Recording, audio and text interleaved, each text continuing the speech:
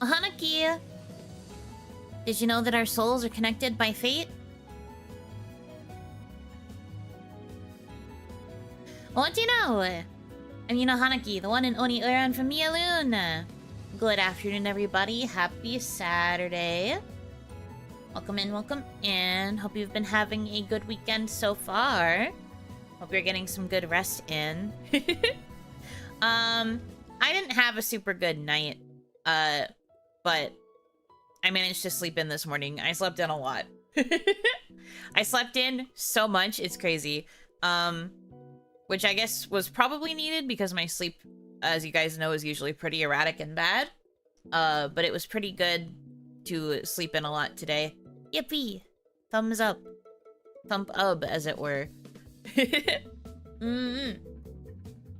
So things are good, things are good. It's not Sunday, it's Saturday. It is Saturday. Tomorrow is Sunday. It does kind of feel like I slept for a whole day, though. I got so much rest. Honestly, I still feel a little bit tired, but that's probably just because I overslept. Is okay, though. I did not sleep 24 hours. I wish, but I did not. I wish, but I did not. I know that much for a fact. You cannot gaslight me. Anyway, welcome in. We're going to be getting back into Love Limit because I know this was a demo that everybody really liked from the Ultimate Game Celebration, and I also want to finish it. Well, I say demo. This game is finished and it is free. Which is why I wanted to come back and finish it up. We were in the middle of date 2. I believe there are 3 dates. I can't remember if it's 3 dates or 5. I'm pretty sure it's 3. We are in the middle of the second date. We are trying to convince this alien creature who is very much a workaholic to relax more and be chill. I believe that's where we left off anyway. So for those of you who might have missed the first one, we were getting set up on a blind date by our sister, who was just desperate to find any sort of match for us, and this alien, Egan, was the only person who matched with our main character. And she was just like, well, whatever, maybe he's just in cosplay. So our sister handled all the messages and set us up on this blind date. But it ended up being that the whole reason he was coming to Earth anyway was because he was planning to enact a hostile takeover and become the new ruler of the entire planet. And if humanity didn't go peacefully, he was gonna destroy humanity so that he could take the planet for himself. Crazy stuff. Crazy stuff. And then he mentions during this, like, world broadcast that he's doing that he has a date that he has to attend to, so he wanted to make things quick, and then we were able to put the pieces together that it was us, which is pretty funny. But at first we're, like, really adamant about not dating this guy, but eventually, it becomes apparent that we kind of have to, in order to save humanity. So our goal is to romance him and convince him that he doesn't need to enact a hostile takeover of Earth, and prevent, like, world destruction via having rizz. We have 3 dates, and we get evaluated both by him and then his 2 attendants. You can kind of see a preview of what they look like here. But there's, like, a nerdy, shorter one, and then, like, a tall, buff one. Initially, I was told by the devs that those 2 were supposed to be love interests as well, but they weren't able to, like, implement the routes in time for what this project was for. So in the end, it just became the one route, the one character. But in their initial vision, you had the option of romancing all 3 of the alien invaders. But anyway, they evaluate your performance on the dates, and your goal is to pass all of them. And if you're able to pass all of the dates, then they will leave Earth and it won't get taken over. But you know, as it is a romance game, we are actually falling in love with the alien in the process of just trying to appease him with these dates. So, we're starting to kind of, like, see his charming sides, and he's been, like, really sweet, and kind of charismatic with the main character as well. I think that's basically the synopsis of the story thus far. Like I said, we're in the middle of date 2. So I think we can probably finish that, and then hopefully also the 3rd date. And then get whatever our ending is going to be. There's, like, also ways to get, like, silly bad endings. We've gotten a couple. But, you know, my goal is to try and get the, like, best possible ending. So we'll just kind of see where we go from here. Okay. With that out of the way, let us commence our chill relaxation date. Okay. Ham. About 20 minutes later, Egan and I lounge on the couch with the TV in front of us. He spent a while browsing various streaming services Lynn is subscribed to, and settled on a trending show with bright colors called Posterity Cleaning. It has a high rating compared to everything else. Let us observe if it's worthy or not. He turns up the volume, and I stuff popcorn into my mouth as the show starts. We're down to the wire now! Only 3 minutes remain for our contestants. The opening shot shows a group of people frantically scrubbing and folding various fabrics, while others rush back to their tables. My shaking hands execute steps I've performed thousands of times. Everything I've practiced and learned.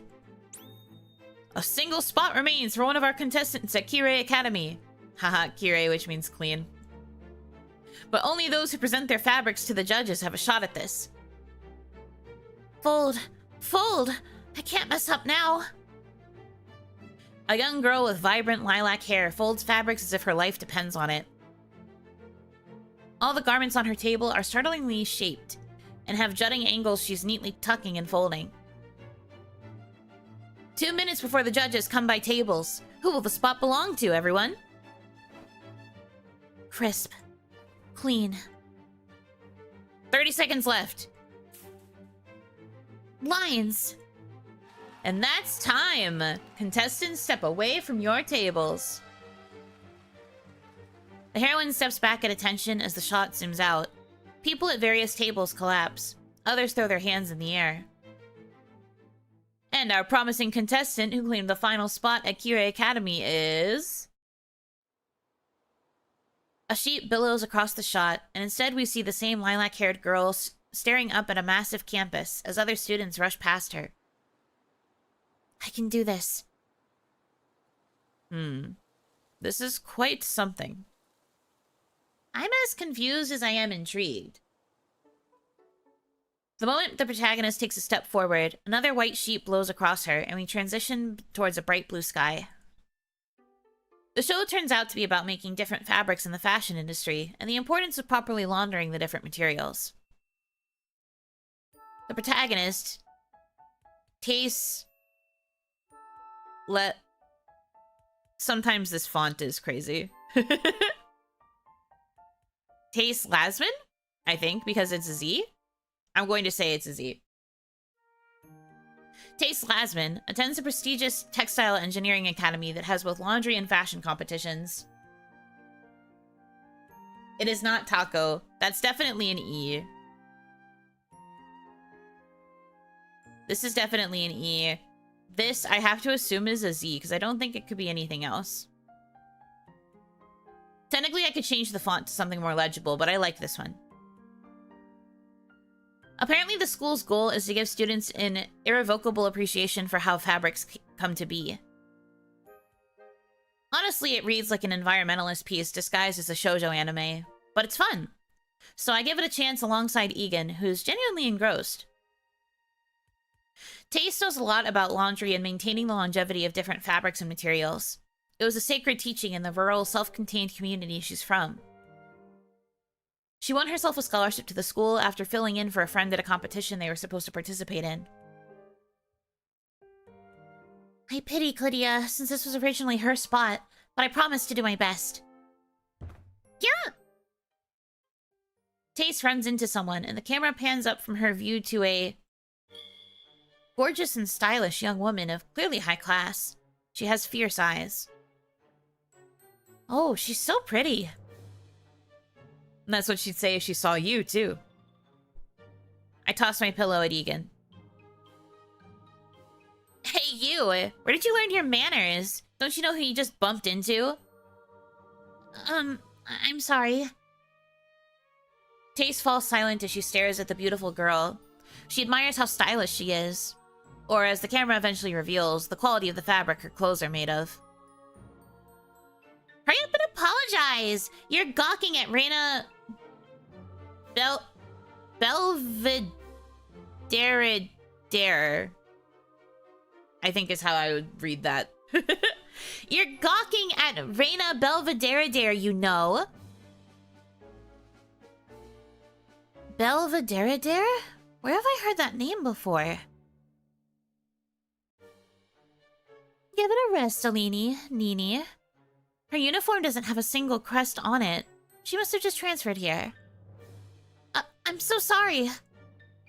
If you are, then look where you're going from now on. Archibald. A butler materializes beside the girl.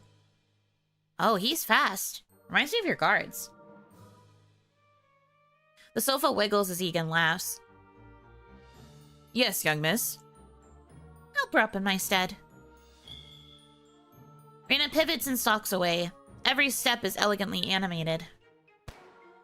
Don't you dare forget that Reina let a bumpkin like you go today. The two girls accompanying Reina rush after her. Meanwhile, Archibald, the butler, pulls Taste to her feet. I really hope I didn't make an enemy today. I have enough on my spool this school year. I appreciate her word choice. You would.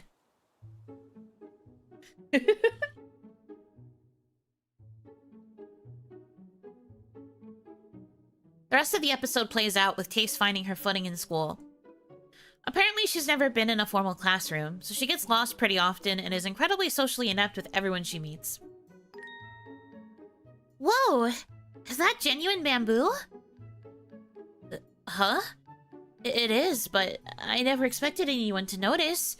I come from a long line of bamboo farmers. I would love to hear more. Actually, if you wouldn't mind, please introduce me to your family. Maybe I will if we get to know one another better. First, who are you? Taste Lasman. It's my first year here and my first time ever in a building like this. Nice to meet you, Taste. I'm Oratory, but people usually call me T. It's lovely to meet you, T. If you don't mind, can we walk to class together? I'd love to.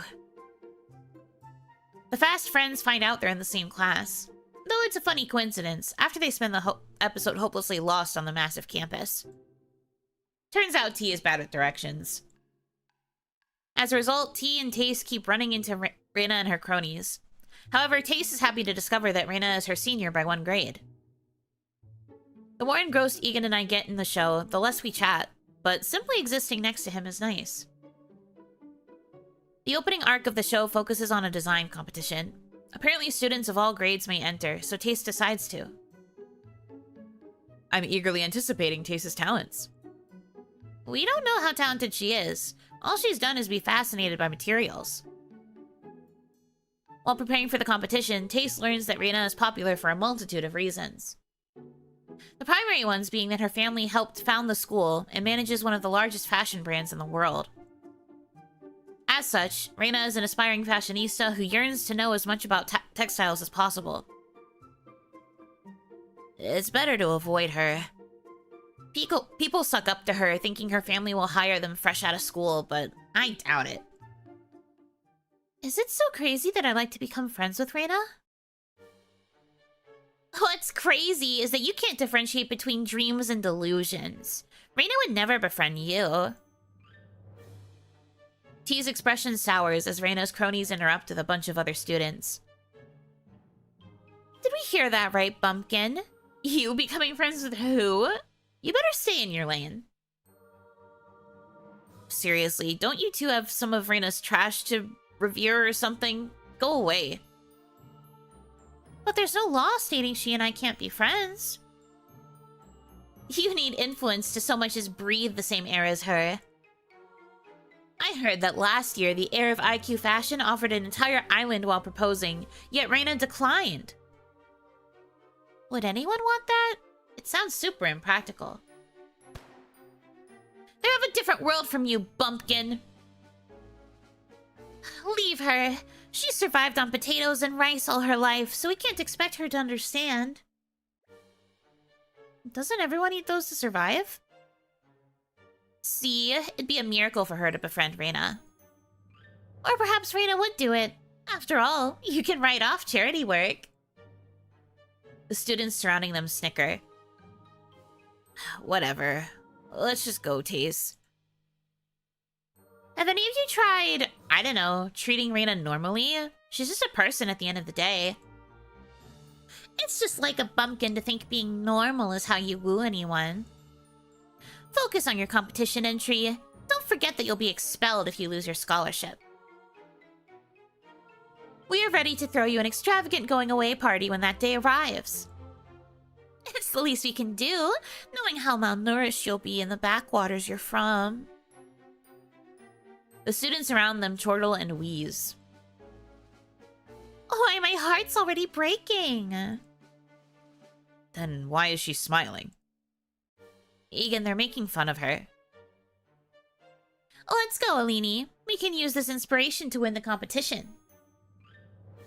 Toodles. However, despite rumors saying Reina's design is a sure win for the ceremonial competition, Tace wins instead when her design transforms, telling an entire story the second she washes it. I lost. People are mesmerized by Tace's work, as they can't decode the message of it, and she refuses to elaborate on it to anyone. Her design is quite melancholic compared to her personality. You think so? The colors she used remind me of homesickness. Egan leans forward. I believe your observation has merit. What's strange is that, despite Tace's victory, Reina is the least upset about it. She spends a ton of time in front of Tace's design. Now that they're rivals, the two of them push one another, suffering through wins, losses, and clashes of ideals as they showcase different techniques. These two have as many arguments as they do touching moments. That's a typical rivalry drama for you. Tace and Reina face off 5 more times, 4 of which Tace dominates before she shockingly loses to Reina.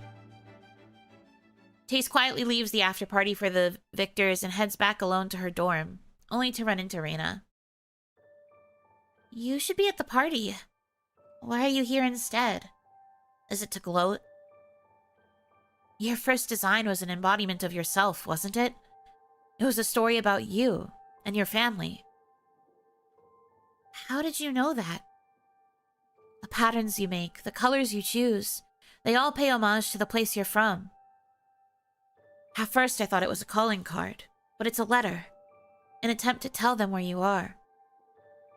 Which leaves me wondering how exactly you got here, Tace. No way. How could she know that?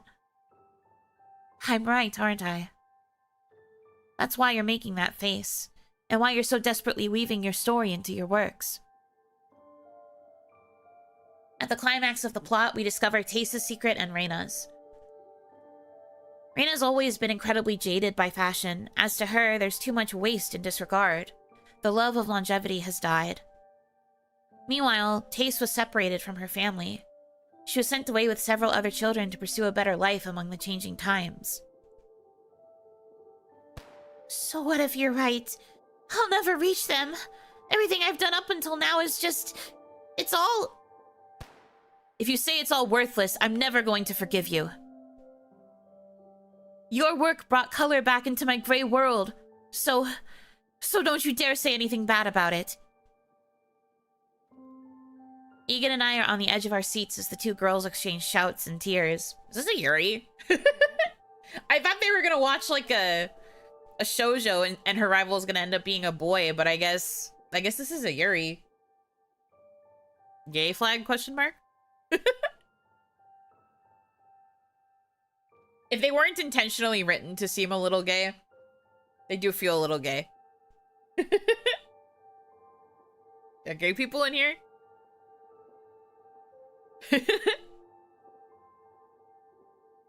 You'll find them. No, I won't. You will, because I'll help you. What kind of person would I be if I didn't help my friend? Reina. Egan inclines his head. Please be friends for a long time, you two. Just friends? Come on, there's no way. Not with that level of devotion. Earthians must see things differently.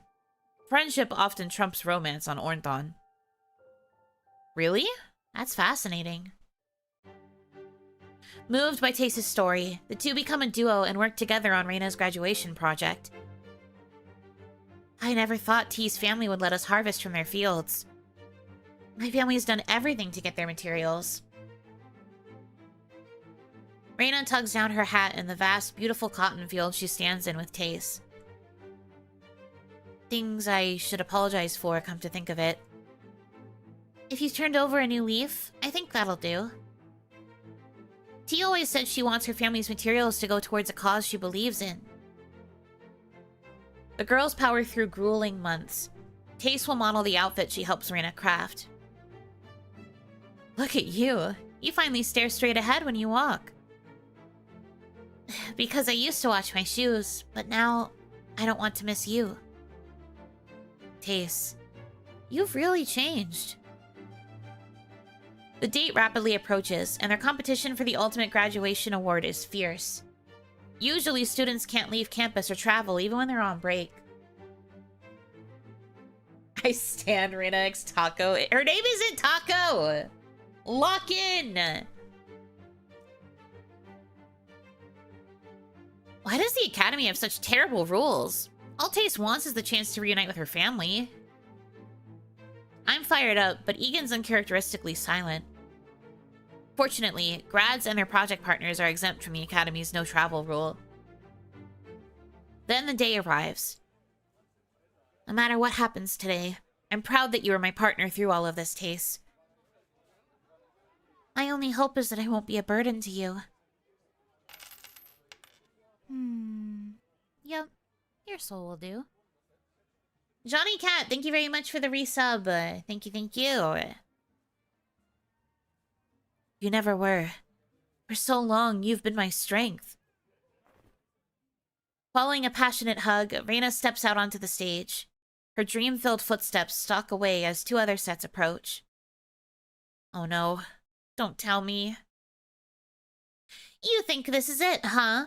That you've gotten everything you wanted. Alini and Nini stop before Tace backstage. Not only are you a bumpkin, you're also determined to be an eyesore. All I want to do is help Reina. And you can. Egan shoots off the couch and clutches his head when Alini shoves Tace. No, she has heroin ankles! How unseemly. It's unforgivable to injure one's competitor before a fair fight. Tace is wearing massive heels, and after the two goons wander off, she winces as she tries to stand. From beyond the curtains, Reina's finished her introductions. All Tace needs to do is walk through and show off the outfit she worked so hard on with Reina. Tace tries to stand, but fails. Warrior Tace, you can't be defeated like this. The silent crowd begins to whisper as nobody comes through, despite Reina's words. I can't bear to watch the screen, but I don't want to miss the shining last moments of two brilliant young women. Tace tries to stand again, and despite all the wincing and tearing up, she gets to her feet. Her first step is a limp. There's a flashback to the moment she shared with Reina, where she mentioned she always looks forward now. Flashing lights blind me as much as they do Tace.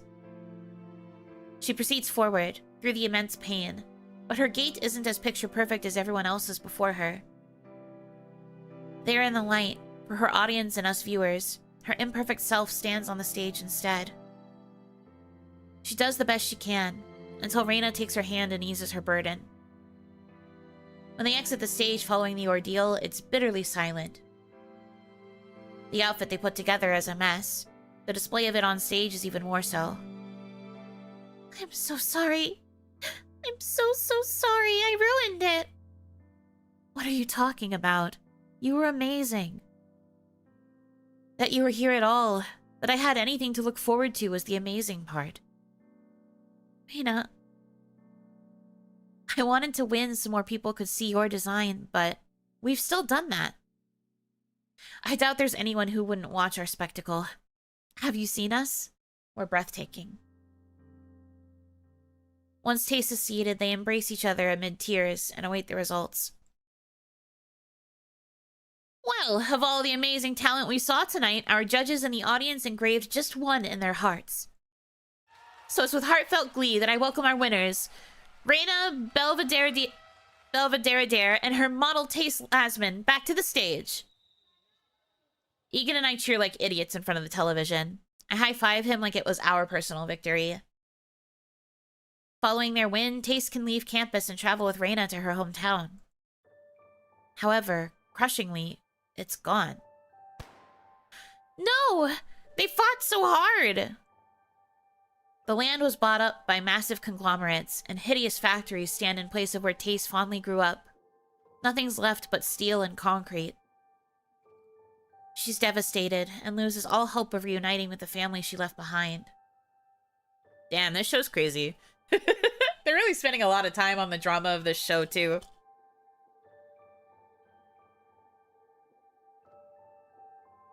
Hanaki, welcome in, welcome in. Hope you are having a good afternoon, or, I guess day, depending on time zone. Hope you're having a good time zone thus far.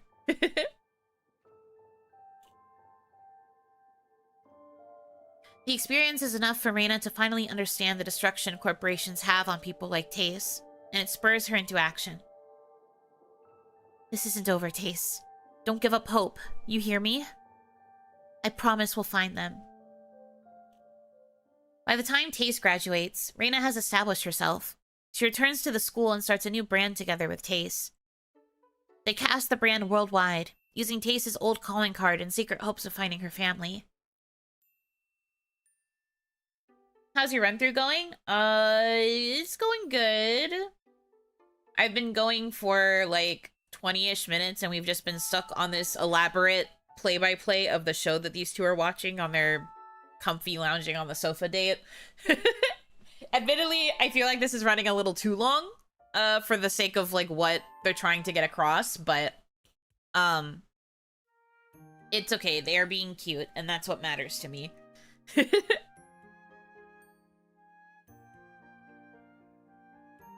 The final shot of the series shows an older woman, with features shockingly similar to Tace, tearing up as she holds a garment in an old thrift store. When she rushes out the door and calls out to other family members, I sniffle. Egan dabs at his eyes and passes me tissues for mine. We're shoulder to shoulder on the sofa, using one another as support. The single tear from his eye, the sparkles.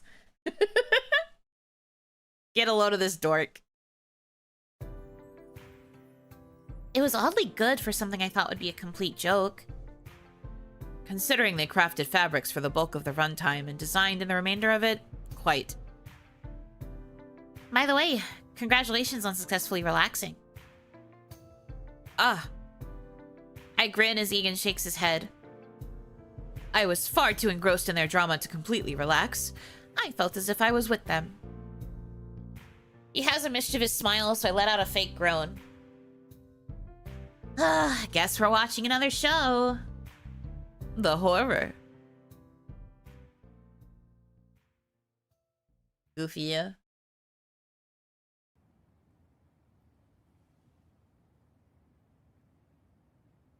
I like how as soon as I complain about how long the series summary section is going, it finally ends.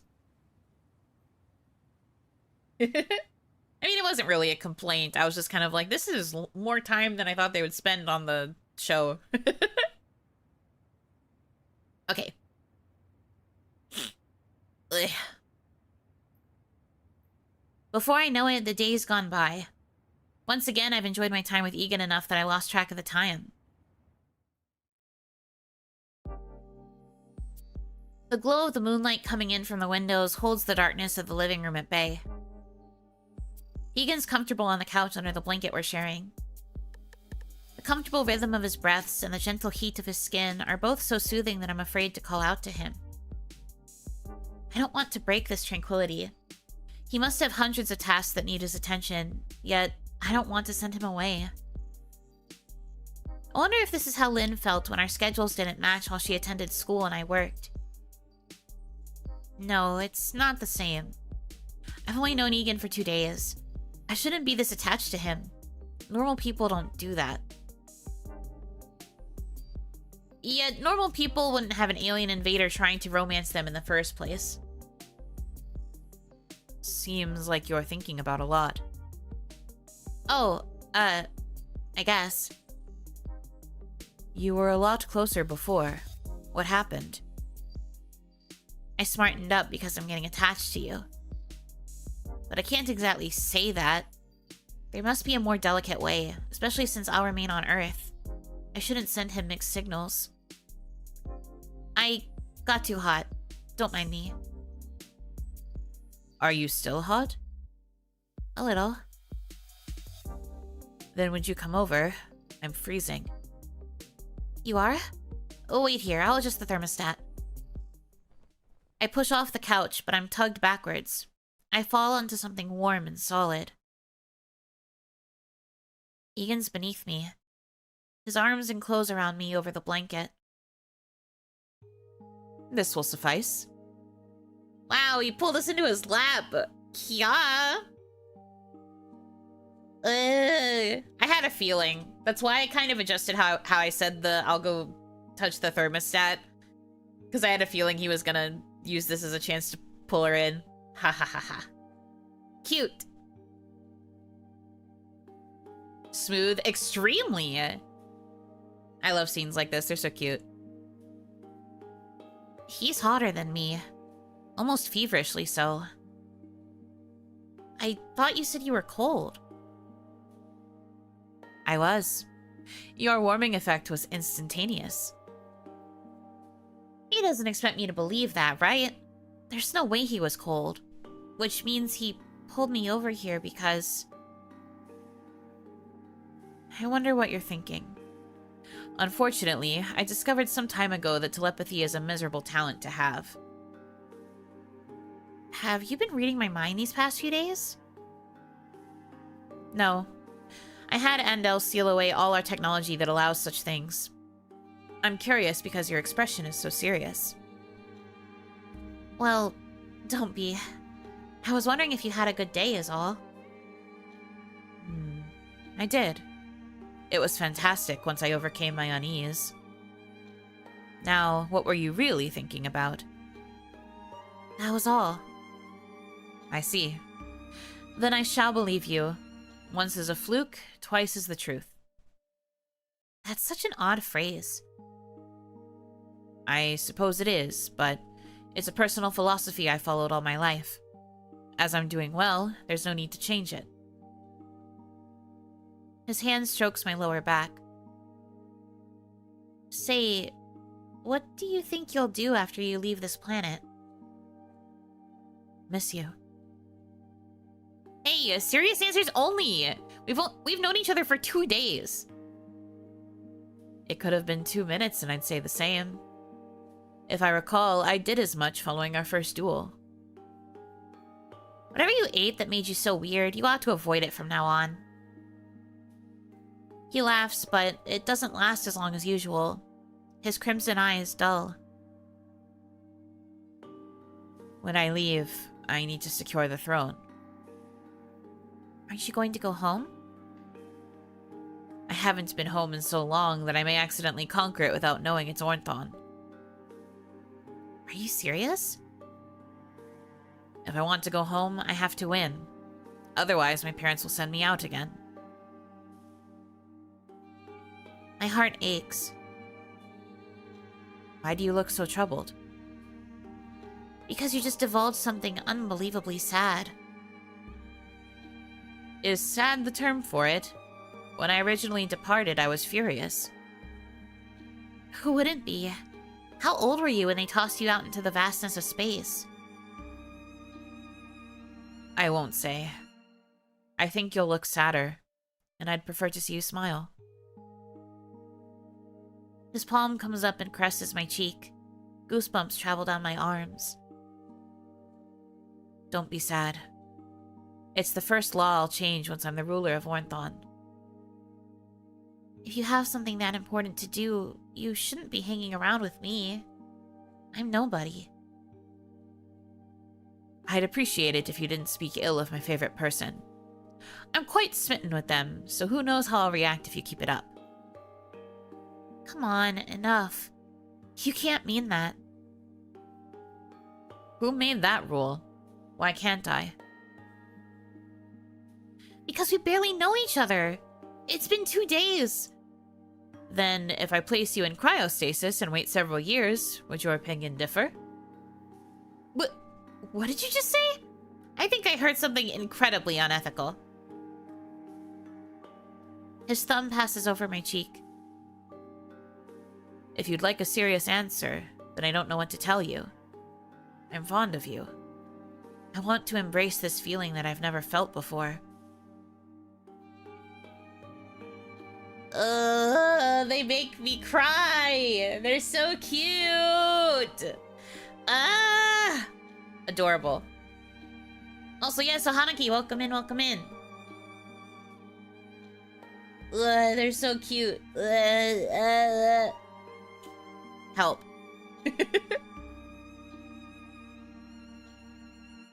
You're neat, Egan, but I have a life here. Lynn's here. I need her as much as she needs me. Cryostasis as a first option. He really do be like that. His ahoge is huge, yes. But I like it. It's cute. It's charming.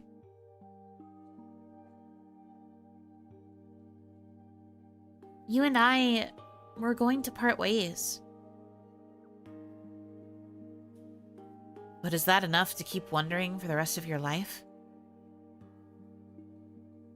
My hands shake. I'll wonder about you if I don't at least try. I'll wonder so much that I may subconsciously pilot my ship back here. Faced with that longing, the pain of parting, for me, is but a momentary wound. My heart races. There's nowhere else to look except at Egan. He'd know what that longing is like, since he wants to return to Ornthon so much. You can't abandon your wife, Lynn. No, that's my sister. In this video game, Lynn is my sister. Not my wife. I've lost count now of how many times he's shown me his heart in the time we've known one another. He's lovely. I'm sure a bright future awaits him where he rests on the Ornthon throne. The very place he's been longing for since he was cast out from it. Which is why I should firmly reject him. That way there's nothing left in the vastness of space to distract him from home. I open my mouth, but my lips quiver. I've told so many people off over the years. Hell, I dealt with Andel and Nabo this morning. Compared to that, this should be child's play. And yet... Egan's soft lips kiss my forehead. You don't have to answer. I'm selfish in ways you haven't yet seen, so it's better if you don't.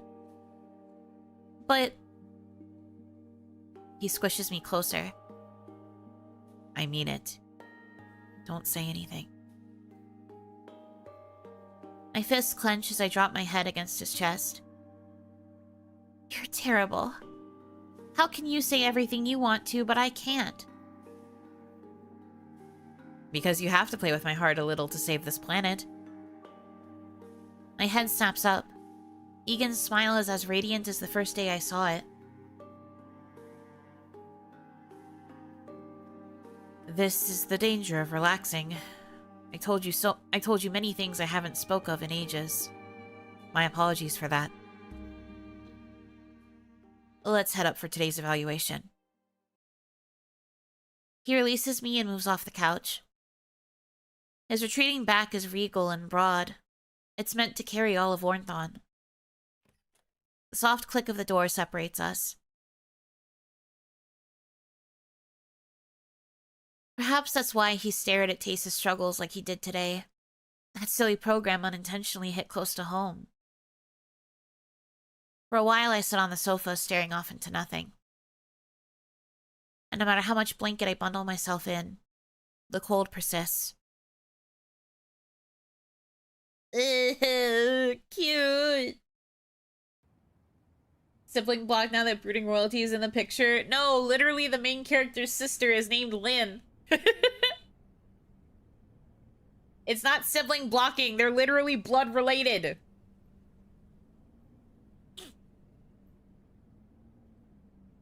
It be how it do. Ugh. Sorry, give me a quick second.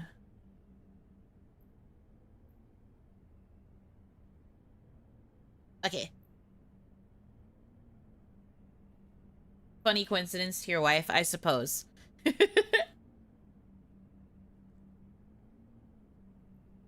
By the time I wander outside, the only ones left to greet me are handsome alien A and B. Good evening to you two. You look miserable, Earthian. Gee, thanks. Do I think about how you'd feel coming here each night to be graded? Ornthonians are constantly evaluated. It's strange to us that you don't have that constant here.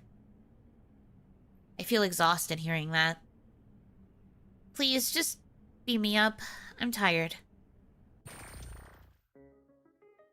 Unlike yesterday, Andel, Nabo, Egan, and Lynn await me inside the spaceship. Sis! There you are! She bounces over with Andel in tow. I explored the entire spaceship today! Can you believe it? I saw so much cool stuff! Andel showed me everything. He puffs up proudly. That's fantastic. What happened to you? You look super pale. I'm just tired. She frowns, but leaves me unaccosted. I promise we won't keep you long tonight. Egan approaches the familiar podium and hits various buttons. The screen materializes before me. Lynn gasps and grasps my arm. She's vibrating with excitement. That's so cool! Andel, the announcement, if you would.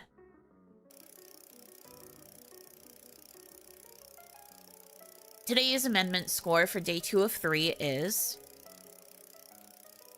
The numbers shuffle around with incredible speed. The end shows a 0, and the second column is another 0. Number 1 falls in the final spot. I've achieved another score of 100.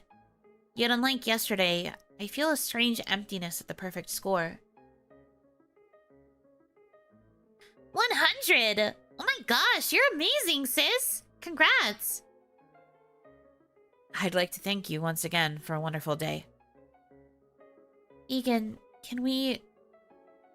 My apologies, but I cannot escort you home this evening. It cuts me more than anything else that could have happened at that moment. Actually, if Andel had vaporized me, I think it would have been kinder. Nabo approaches Egan and brings up what seems to be emails on his wristwatch. Now that you're focused again, I have several matters that require your attention. We'll head into my office.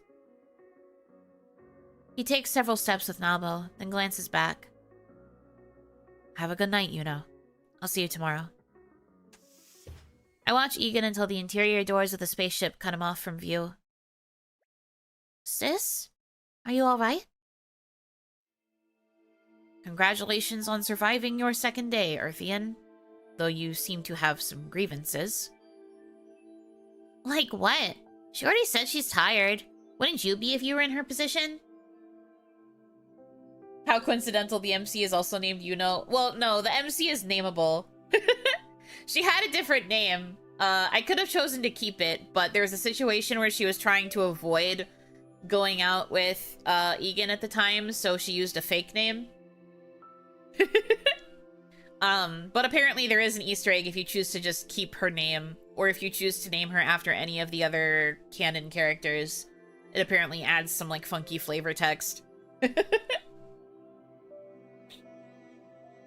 If you name your main character after any of the main ones, then Egan will say something silly, allegedly.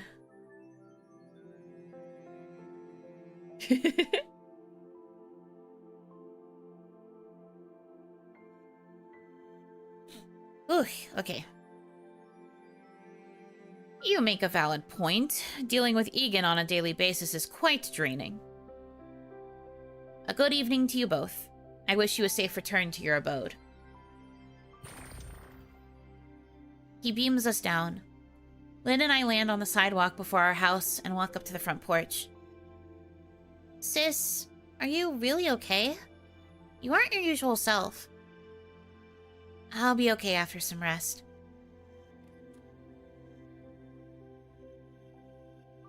I push inside our house. Lynn follows. Hey, don't walk away. I can tell something happened between you and Egan. Oh, thank you for the hydrate. I'll take a sip of water.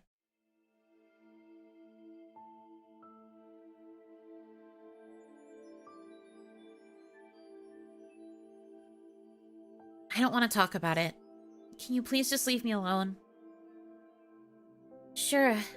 Anything you need. But know that I'm here for you, okay? Yeah, thanks. I disappear upstairs.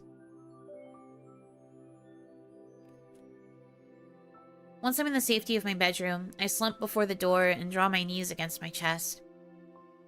My heart feels unbearably heavy. We had so much fun today, and yet here we are. Is this really the right order of things? Egan must have known what I wanted to say. Hell, I knew what I wanted to say, and yet I couldn't. I must be the biggest idiot on this planet. My goal is to hang out with Egan sincerely enough that Earth is safe from his conquest. I shouldn't get distracted by anything else. No, I won't. Tomorrow I'll be over these silly feelings. I need to get over it, like I've gotten over so many other things. But my chest hurts all the same. No, girl, don't throw your feelings away. You're too sexy. No, girl, stop.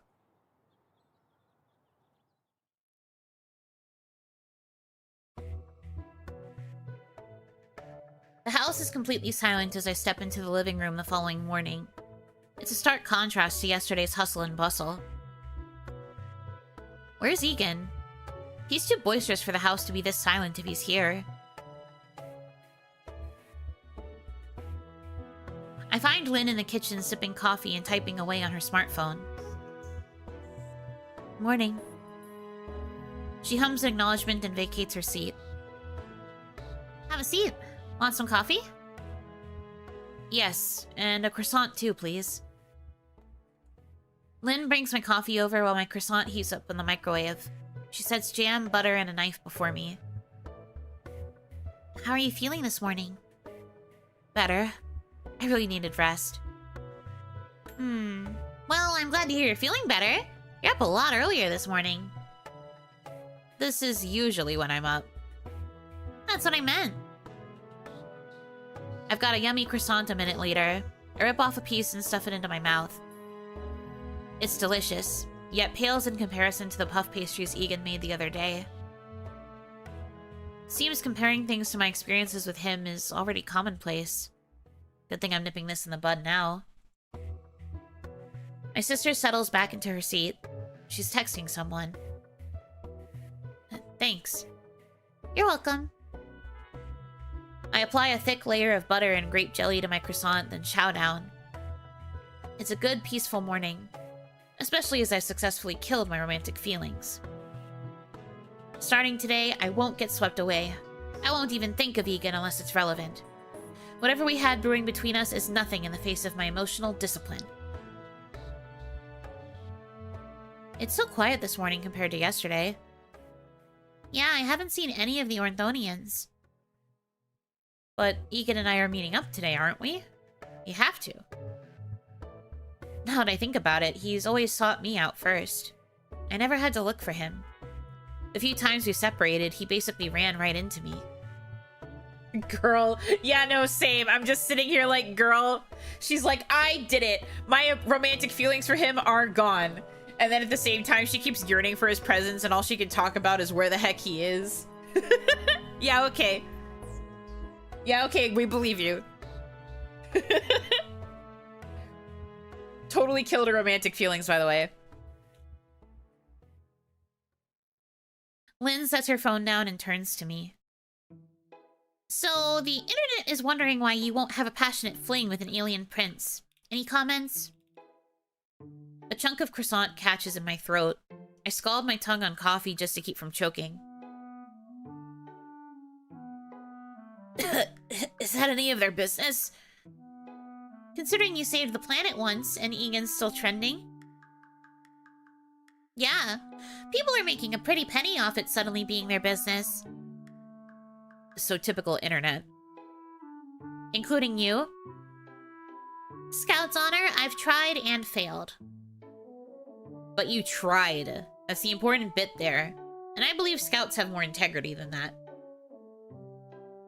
Don't make that face. I really failed. The body cam you wore the other day collected absolutely nothing. I think the Electro What's-It Nabo mentioned yesterday fried my tech the second you stepped outside. I grabbed my sister's cheeks and stretched them. I thought you gave that up, but you tried it, huh?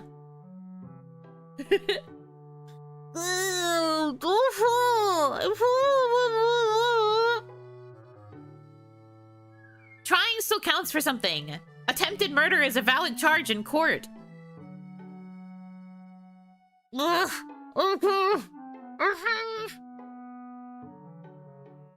release my sister. She rubs her reddened cheeks. And yes, I did pull on my own cheeks in order to pull off that method of speech. It's called acting. Nothing's happened between Egan and I, and nothing's going to happen. Boo! I left you two alone together in a house all day, yet you kept it E for everyone? You're a master of your craft, thank you. Thanks, man. What was my sacrifice for? They don't have Wi-Fi on the mothership. Shame on you for thinking anything would happen in the first place. This won't do it all. I should have known the moment you walked in here looking like you'd eaten an unripe lemon. What kind of comparison is that? If I don't do something, I'll be a failure of a matchmaker. Good thing I have a plan G. Time to call in favors. Huh? What did you say? I said, lucky for you, I have the perfect thing in mind for today. My sister flaunts a coupon. A group activity coupon? It sure is. An escape room, specifically. I texted Egan about it, so he'll be here with the others shortly. Our doorbell rings and Lynn leaps out of her seat and sprints into the next room as if a package arrived. Brother-in-law, good morning! Good morning to you too, Lynn. Huh? Doesn't he usually greet her in return by calling her sister-in-law? What's going on? Wait, what am I thinking? I should be happy. They were both too shameless before. I wander into the entranceway and join them.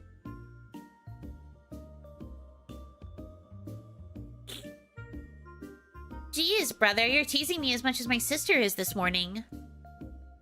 I don't mean to tease you. Egan's gaze meets mine. Following a polite smile, he gestures to Nabo and Andel. I've brought these two as instructed. We are ready to escape a room together. Will it be this one? If so, then I'll head back to the ship now. Come on, Andy. I wouldn't disappoint you like that. Andy? Just how close did the two of them get yesterday? He clears his throat and folds his arm. You have time to impress me yet. Lead the way. Lynn faces me and I jolt. She was the center of attention, but now it's me. We'll walk over to the location together once my sister's ready to go. I'm ready, just let me grab my wallet. No need. We get in free with the coupon. What if we want to eat somewhere once we're done?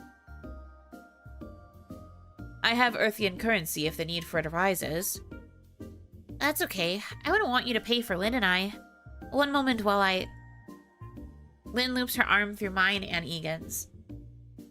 I've sorted that out already, so let me worry about it. Let's go. Wait, Lynn! She skips out the door, dragging both of us along. She's like... By hook or by crook, I will make you two do something romantic today. What are the odds we are going to get stuck in a specific section of the escape room while the other three are solving a different part? We got swept away by the tsunami. Yeah, the Lynn tsunami. By the time we make it downtown, Lynn slipped away from Egan and me. She's ahead of us, chatting with Andel and Nabo. They seem to be having a good time based on all the laughter and hand gesturing. I noticed it before, but your sister has an envious resonance with others. Andel and Nabo are unreasonably difficult to engage, yet she's managed it. Stuck in an escape room, there was only one bed. Oh no, we got stuck in a closet together. Oh no, however will we escape? Yeah, I'm telling you. There's something particularly evil about this escape room. I can sense it. It's one of her strengths. She's always been a social butterfly. Of the two of us, I'm gloomier. You, gloomy? You've been exceptionally energetic with me. I've only been like this since you arrived. Don't be deceived. That makes me feel special, considering this is my first attempt at being romantically involved. You're too much of a natural for that to be true. A natural? At what? Yep. Your soul will do.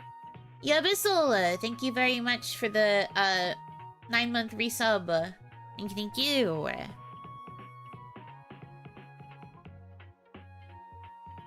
I wave up and down to indicate all of him. I'm unfamiliar with that gesture. Please elaborate. You seem well-versed is what I mean. You know, like you've dated before. Does sincerity translate as experience on Earth? Anyway, let's change topics. Did Lynn tell you anything about the escape room? She explained how it works. I've never done one, but I've seen a few videos on them. Then this is another first we'll share. A loud bike bell chimes behind us, but I hear it a moment too late. Egan tugs me out of the way as the biker zooms past us without stopping. Hey! It's illegal to ride on the sidewalk! What a jerk. They were quite rude. The least they could do is slow down when signaling that they'd like to pass. Are you okay? Yeah, thanks to you. We're as close as we were on the couch last evening. We've arrived! I step back hearing Lynn's announcement and head inside with the others. No! You guys were so close! You were nearly there! Ugh. As Lynn registers our group with her coupon, I wait with the others in the lobby. 10 minutes later, when we still haven't been transferred to a room, Andel joins Lynn at the front desk. 10 more minutes go by, then Nabo joins them. I glance at Lynn, but she and Andel are speaking with the front desk clerk. Nabo looms over all three of them. Seems there's an issue. You think so too? Shall we check on them? I nod and we join the rest of our group. Hey, what's going on? Something happened? I thought I could sort it out, but looks like I can't. What's wrong? The two groups who booked ahead of your party have gone over their time limit. As they're of certain acclaim, our manager can't end their session. What? Who is it? I'm sorry, but I'm not at liberty to say due to guest confidentiality. How long will it be before it's our turn? I don't know, since they're filming their attempt too. But someone should step in to stop them if it's affecting other guests.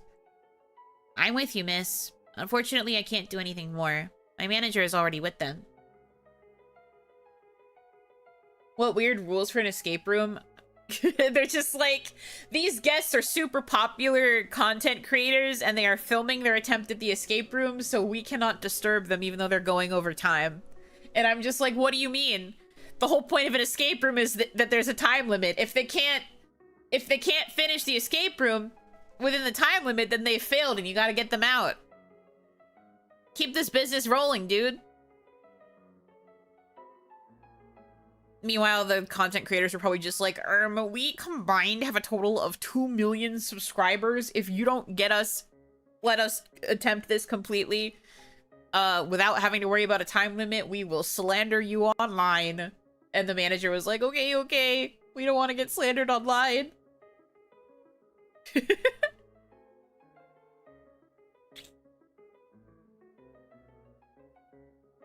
What do you think the odds are? Mr. Beast would not be in like a random escape room facility. Mr. Beast would rather build his own escape room facility and then make other YouTubers try to complete it. I don't think he would ever participate in someone else's thing anymore. Not when he has a bajillion dollars to just make his own. I'll slander them. Give me a name.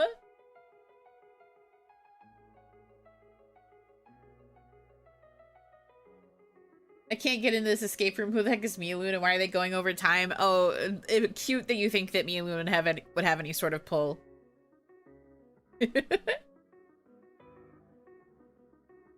And they're still having a tough time? What kind of guests from hell came here?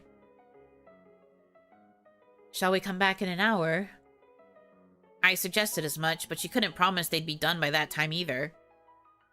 An hour? Brother, how long have they been in there? What is happening? No, but I imagine Mialoon can't solve an escape room. What do you mean? I could probably do it. I do get stressed out by time limits, but there are probably some puzzles in there that I could solve. Like, I'm good at word puzzles. And I'm sometimes pretty decent at, like, pattern recognition and figuring out hints.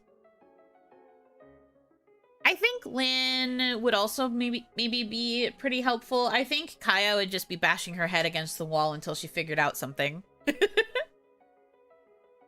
I don't know if either of them has ever done an escape room. I've never done a proper escape room, but Hitomi and I do those games where you have to solve parallel puzzles together quite a bit.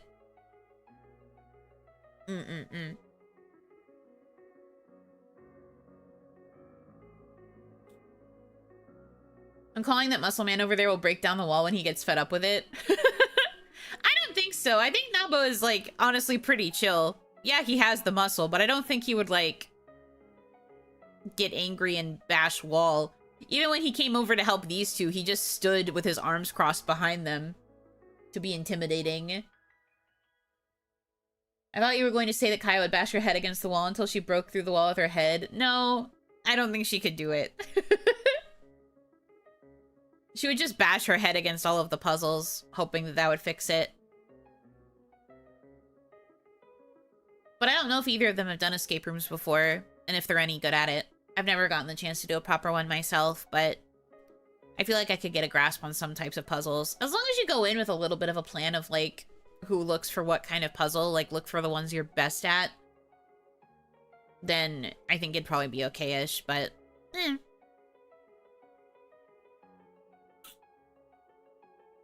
So escape room collab? I mean, we wouldn't really be able to stream that.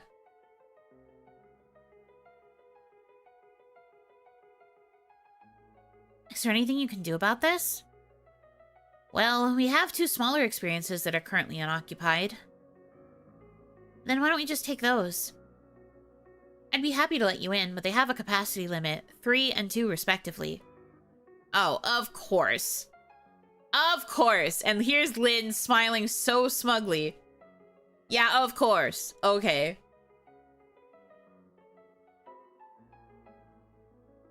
There's virtual/game ones. Yeah, but the other two get motion sick pretty easily, and a lot of those games have first-person POV. So I think they'd probably end up getting really motion sick playing through the puzzles.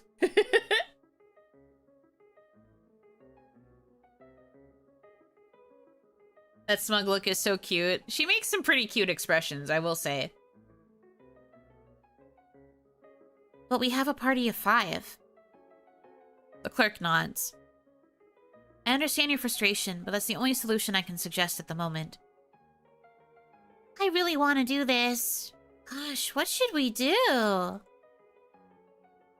Must we remain a group for this activity? Why not break into 2 groups? Can we really? It's either that or wait an undefined amount of time. Okay, then why don't we do that? Lynn and I can... Andy and Nabs, let's challenge a room together. Lynn links arms with Andel and Nabo while I'm speaking. Unlike my sister, I haven't had the chance to duel either of you. Nabo tugs his arm free of Lynn. Don't expect to win. And don't expect me to go down without a fight. Wait, escape rooms are collaborative. Your trio can enter the 3rd door on the right. Thanks. Bye, sis. Hey, Lynn! She flees. Only dust remains where she stood with Andel and Nabo. A little troublemaker. Egan chuckles beside me. I'm so sorry. It was supposed to be a group activity, but it looks like we're partners now, Egan. Is there a Mrs. Lynn? No, but it seems like there might be a Mr., considering Andel keeps getting all blushy whenever Lynn is near him.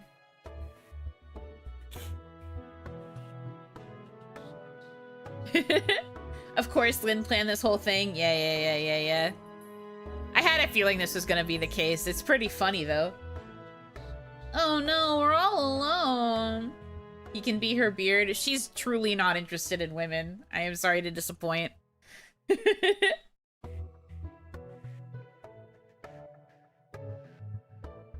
Seems we are.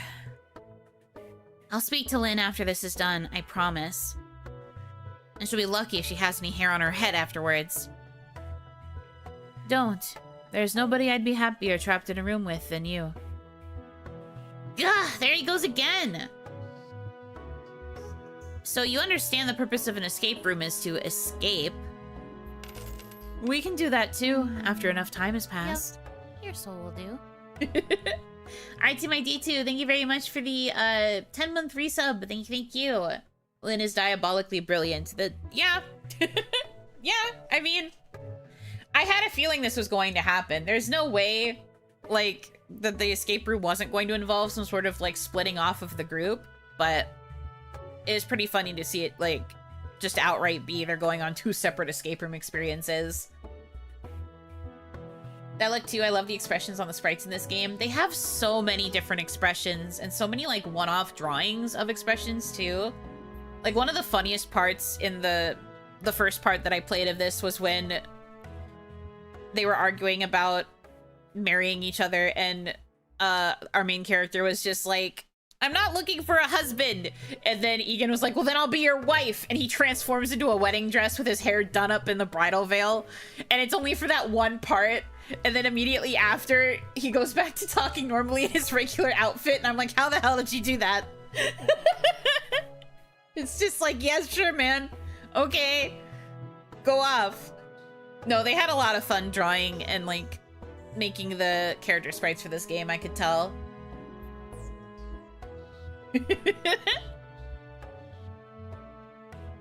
It's good, and the fact that this game is free as well, highly recommend, man. It's so funny.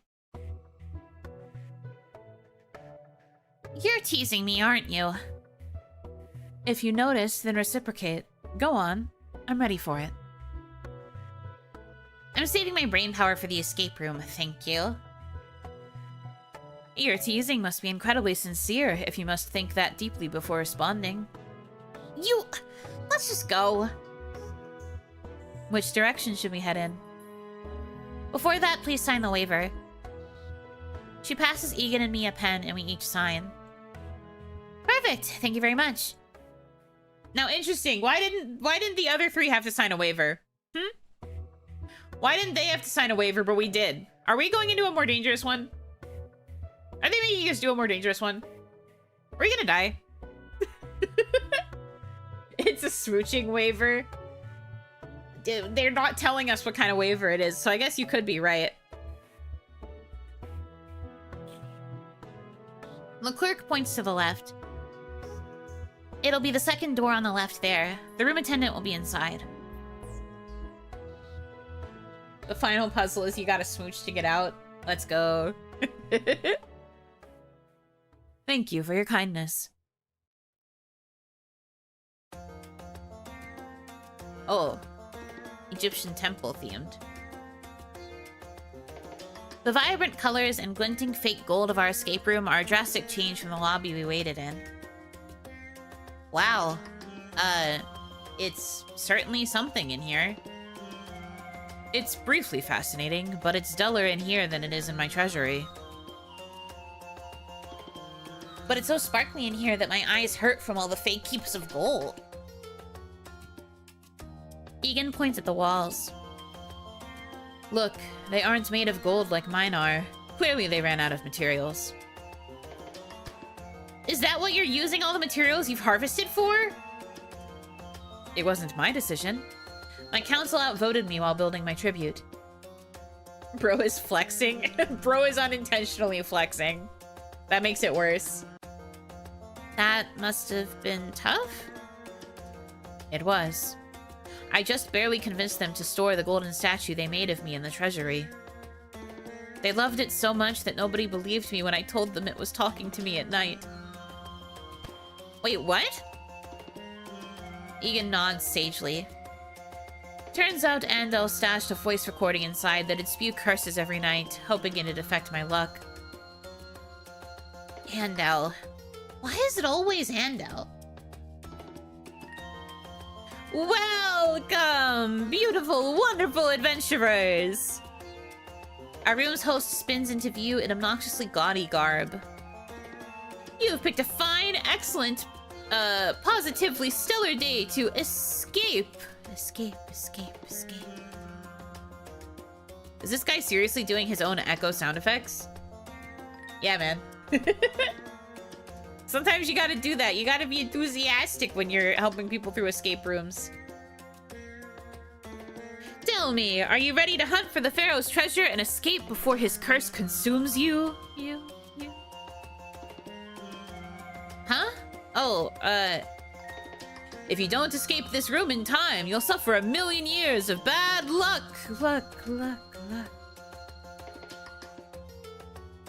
Observed. Though I doubt that'll put a dent in mine. Egan taps his chin.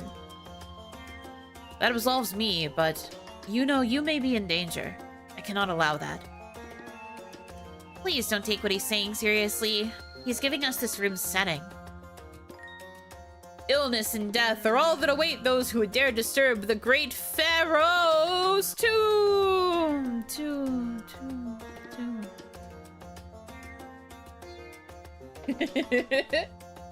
I forgot this episode of What We Do in the Shadows.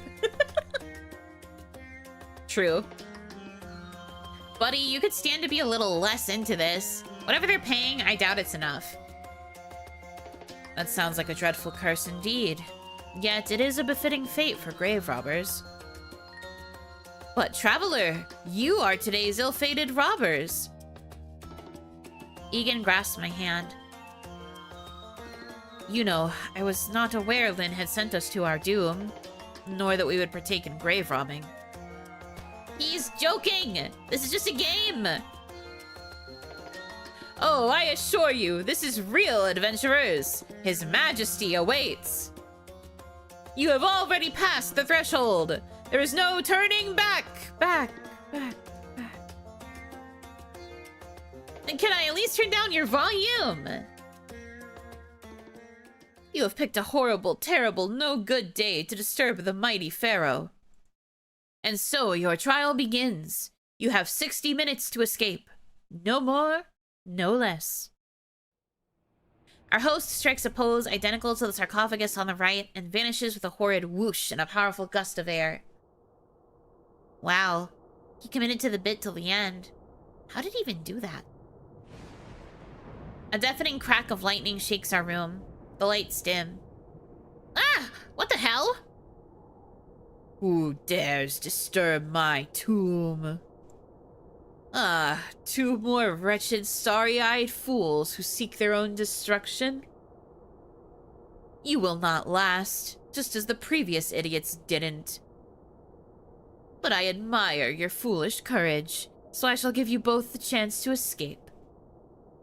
Every 10 minutes you'll receive another curse. If you obtain all 6 curses before you're able to escape, well, I won't spoil my fun by telling you.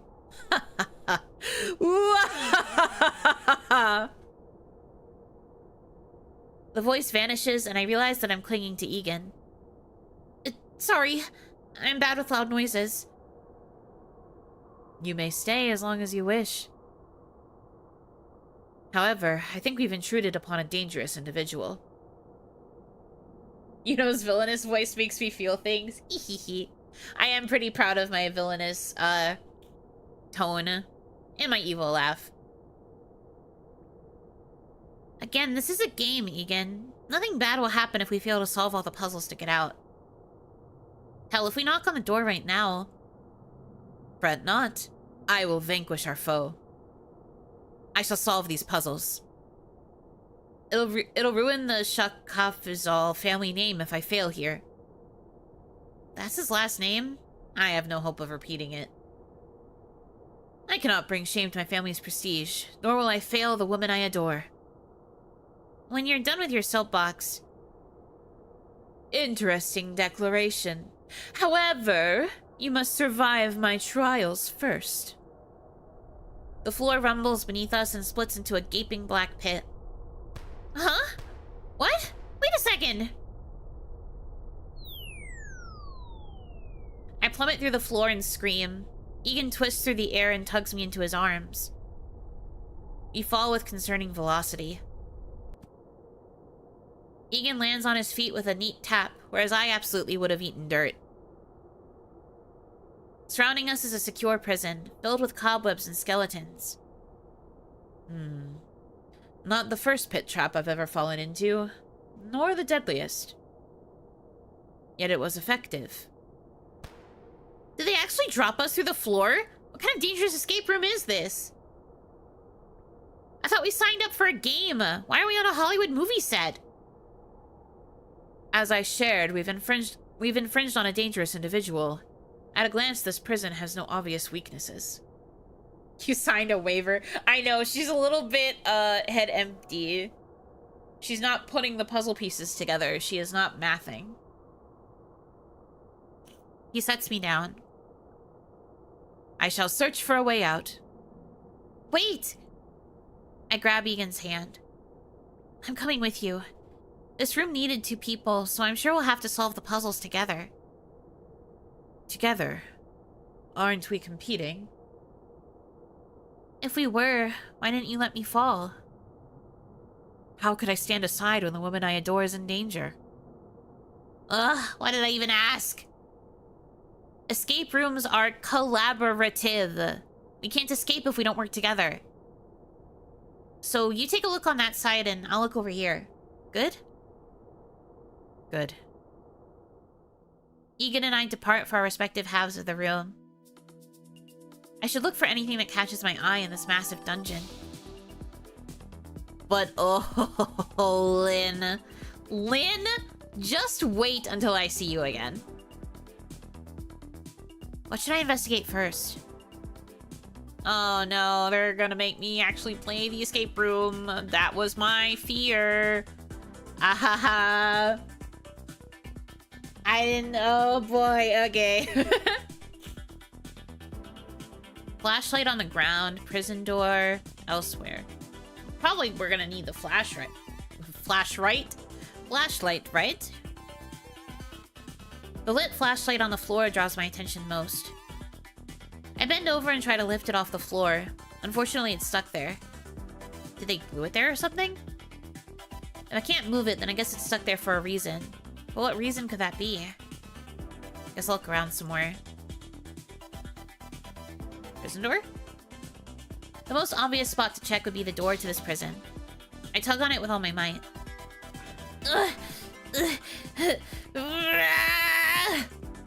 But it won't budge. I just make a fool of myself. I tried that as well, but it didn't move. We could try pulling on it at the same time. Sure. Egan comes over and we each firmly grasp the bars. We tug and yank, but all we have to show by the end is our combined huffing and gasping. Blast! Our combined effort did not best this door. Should have known it wouldn't be that easy. Now my hands are raw. Since that's useless, let's try something else. Elsewhere? The braziers in the ceiling. This, I guess?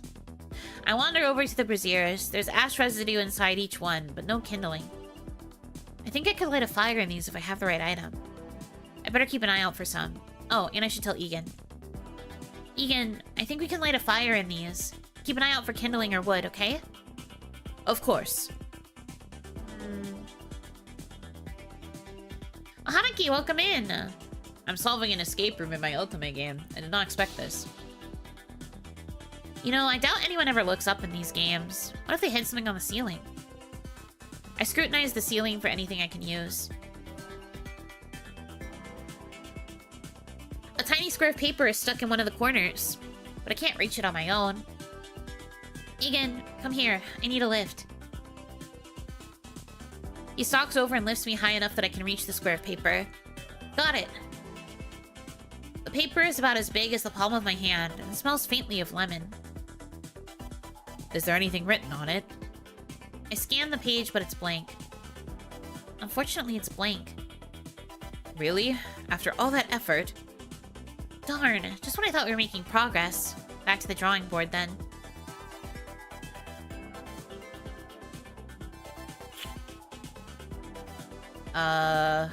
Cobwebs? I prod the various cobwebs around the room. As nothing tumbles out of them, I can only assume they're purely decorative.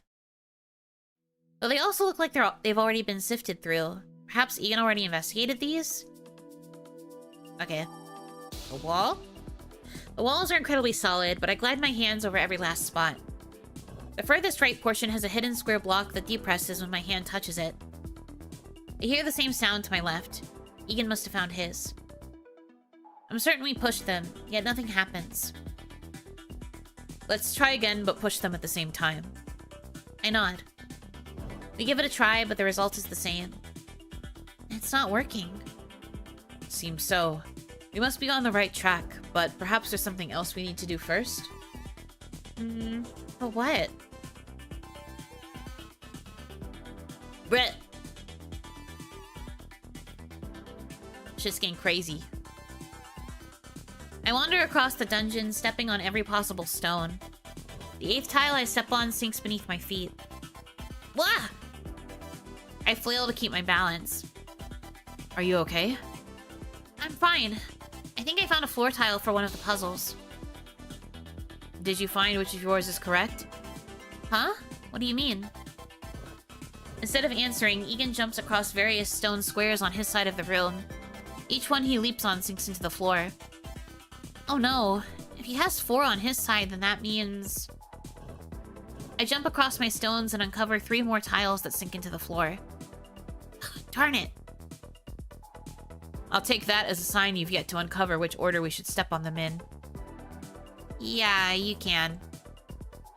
Great. Things just get more difficult. Whatever, I'll sort this out after I finish looking around. Check on Egan. My mind's fried. I decide to check on Egan. How's it going over here? Find anything? Nothing that'll get us out of this room, but I did acquire these after rooting through some cobwebs. Egan hands me 2 massive blocks of fake plastic wood. Nice find! I'm sure these will be useful. Glad I could help. Let's get back to work.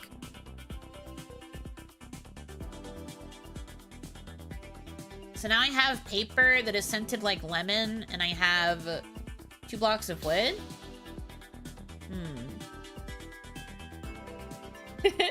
Destroyer, congrats on the 95 stream streak. Holy moly, that's a lot of Yunos. Question though, if someone says that Yuno is their sunshine, does that mean Yuno is also their deadly laser? Yes. Yes, it does. Easy question, easy answer.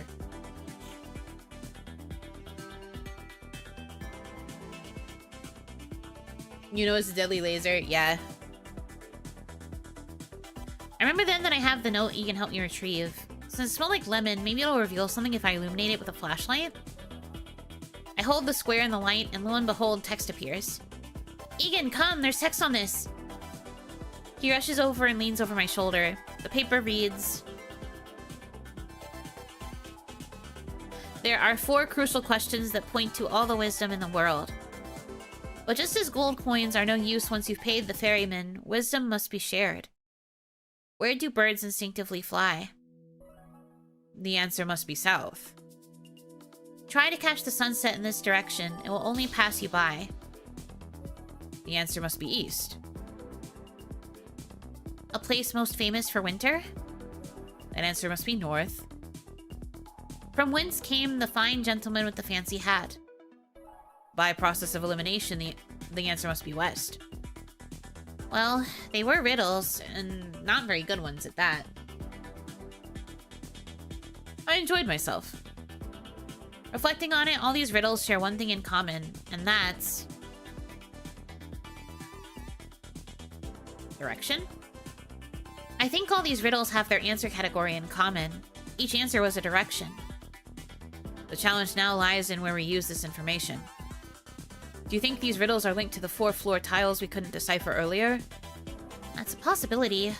Let's try pressing them again when we get a chance. Okay.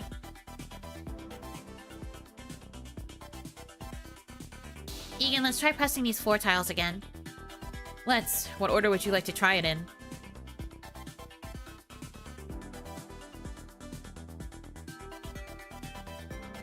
South, east,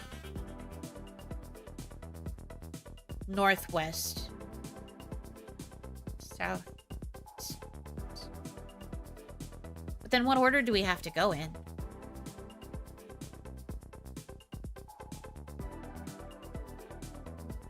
Let's try this. Observed. He steps on his north tile, I step on my south tile. Nothing happens. Well, we're way off base somewhere. Perhaps there's another component to this. Such as? We don't know for sure that these tiles are laid out as north, east, south, and west. We're merely assuming that they are. He has a point. But where else can we get a hint in this room? I'm uncertain, but let's take another look around, shall we? Man!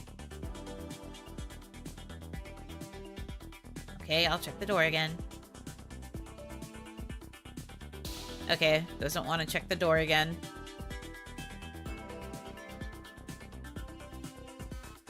Egan points to the braziers on the wall. You know, if you still have that wood I gave you, why not put a piece in each receptacle? I toss 1 block to Egan and we each approach a brazier and place a hunk of wood inside. Wait. As I'm stepping away, Egan calls me. As we no longer require that note, why not tear the sheet in half? Perhaps we can add it as kindling. That's a great idea! I tear the paper. We place 1 strip inside each brazier. Well, that's done. What next? Let's take another look around the room. Is there anything else on the ceiling? Okay. Wall? Maybe you solved enough of the room that something's changed at the wall? Egan, can you please push your button on the wall? For you, anything. Ugh! Again! No more catching me off guard! We push our buttons at the same time and a foosh sounds behind us from the braziers. Fake fire ignites in them, obscuring the materials we added from view. Nice! We solved another puzzle! Excellent work. Perhaps something else in the room works now? Yuno, look closely over the braziers. There are letters. Egan's right. In the shadows of each flame are 4 blocks. On Egan's side, the tiles read east, west, west, east. The blocks on my side read north, north, south, north, south. Okay, so east, west, west, east, north, south, north, south. Okay. I gotta make a note of this.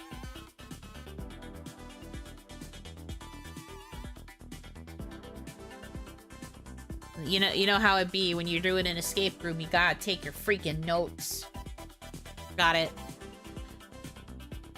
I think we finally got the correct pattern for the floor blocks. We need to try them. Okay. The floor. Now that we've got the correct patterns for our floor blocks, I race over to mine. One glance at me is enough to tell Egan what we're doing. I suggest we press them in the order the riddles were presented in. I can do that. What was that order again?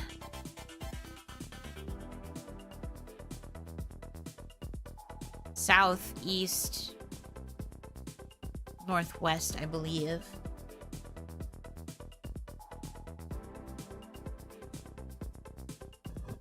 I tell Egan the order and we step on all our corresponding tiles. Oh, oops. I skipped over some of the text. There we go.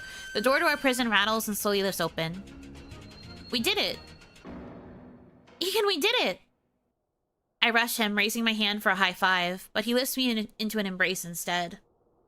Yippee! That we did. Fantastic work. Fantastic work yourself. I can't believe you've never done anything collaborative before. That was amazing. After a squeeze, he sets me down. I'd love to celebrate further, but we've still got that time limit. Oops, right. Quick, let's get out of here.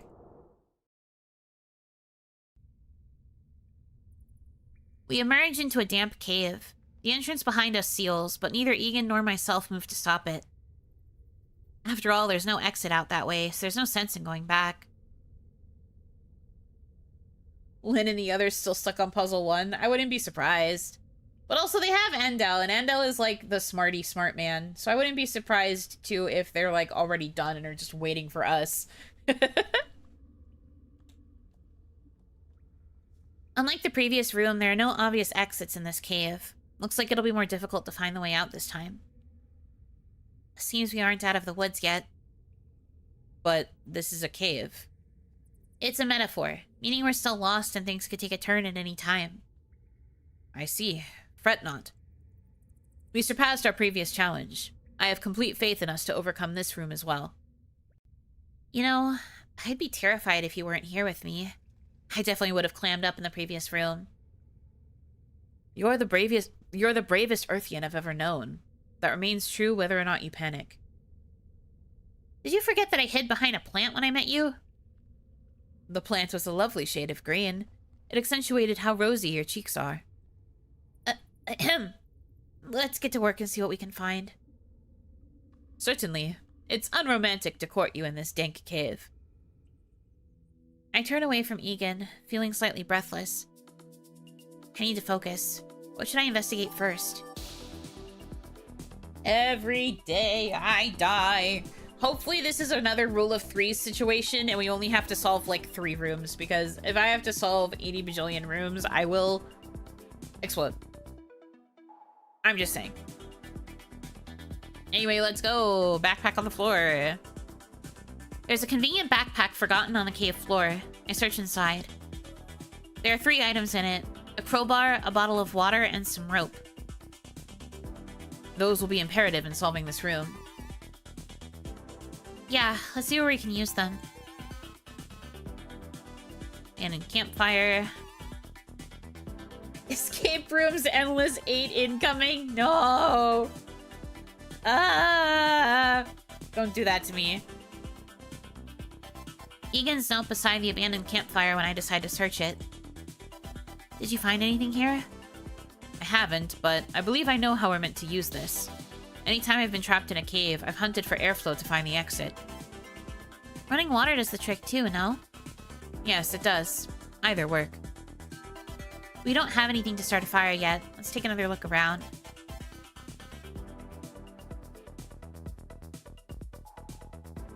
Sound of water?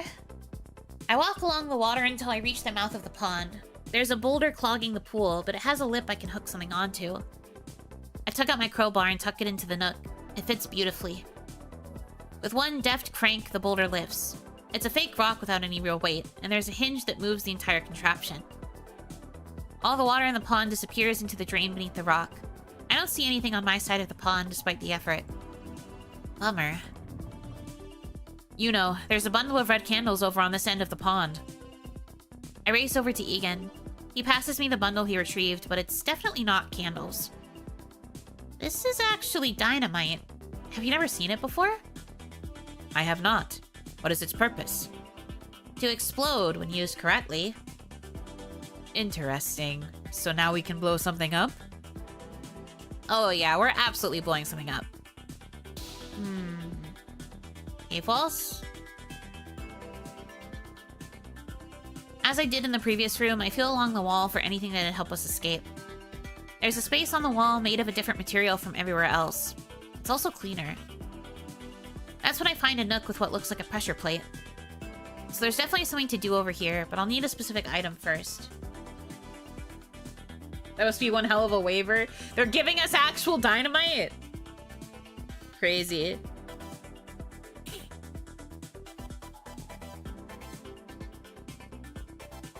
Alright, elsewhere. Cave floor. I scan the cave floor for anything useful aside from the backpack. I find a small, narrow hole on the left side of the cave with something glinting inside it. The object floats on what little water is inside the hole. Wait, if the object only needs a little more water, I have something with me that can do that. I pull out the bottle of water I found in the backpack and pour some into the hole. The object I wanted floats to the surface. Turns out it's a box of waterproof matches. Fantastic. I think I know where I can use these too. Light coming in from the ceiling. I raise my hand towards the light in the ceiling, hoping to feel any airflow. Unfortunately, what I thought was natural light are actually well-obscured LEDs. As there will be no climbing out this way, I better turn my attention elsewhere. Yeah? I wander to the very edge of the cave. While there's clearly another side across from me, I can't reach it as there's no bridge across the gap. However, there is a stack of wooden planks on the other side and a lever to the left of them. As I don't see any clear signs of rust, perhaps pulling that lever will create a bridge? What looks to be a switch is on the other side as well. The switch is a box with a handle affixed to the top. 2 wires trail away from the box, but disappear into a crack in the rock. Based on all that, it's crucial Egan and I get over there as soon as we can. I have an idea. Would you pass me that rope you found earlier? I hand it to Egan.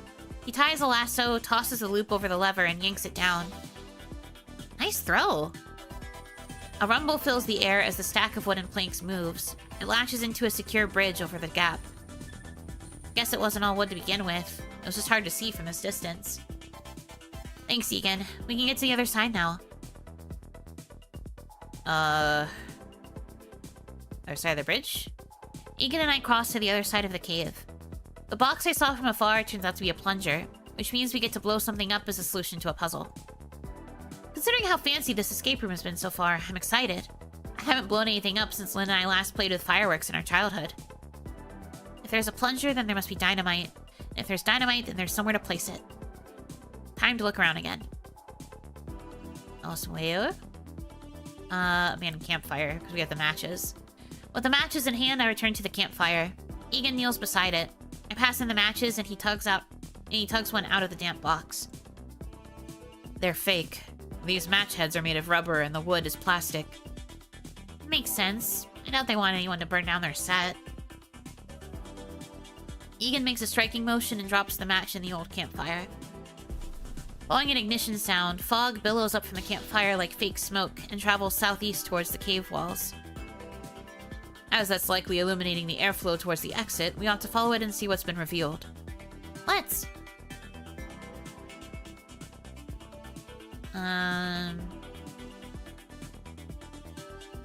Cave walls? All the smoke from the campfire leads towards the cave walls. Or more specifically, to the pressure plate embedded against the portion of the wall that's a different material from the rest. I slot the dynamite into the wall and it snaps into place. That's one less mystery to solve. If Egan and I blow this up now, we can finally leave. So, across the bridge, right?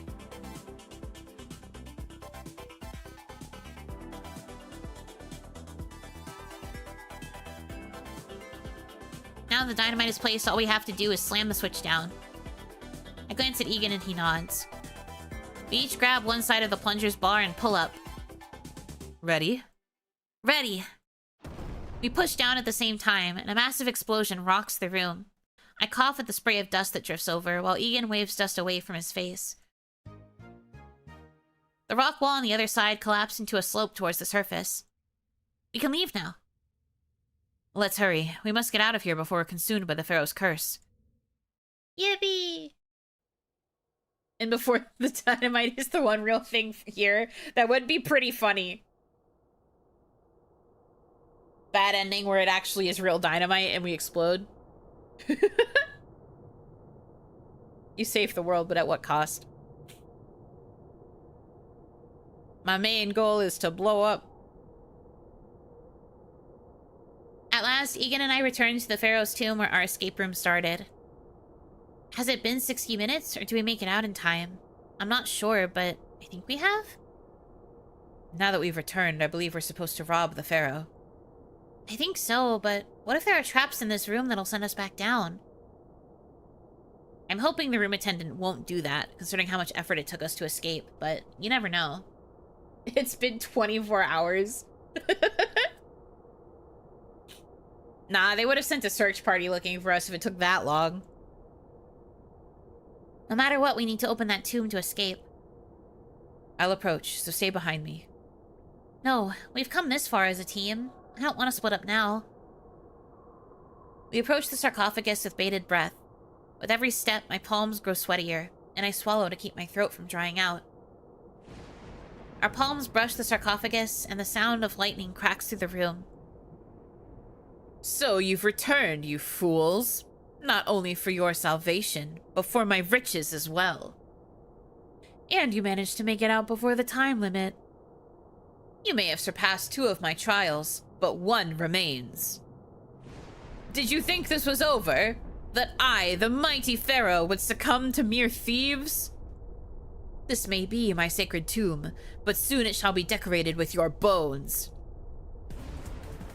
A giant sarcophagus comes to life before us, with evil glowing eyes and massive shadowy hands. This enormous body obscures the entire ceiling as it towers over us. Death to all defilers! Ruin to all desecrators! Without knowledge, you two shall not escape me. Only knowledge can defeat me. Answer my questions for, or thou shalt be no more. You know we've got this. I'm not entirely certain what we're doing, but sure, let's go. You fools. Tell me what the true translation of the title Pharaoh is. Oh no, is this trivia? How do they expect people who attend to just know this stuff? Panic not, you know, you have me. Answer.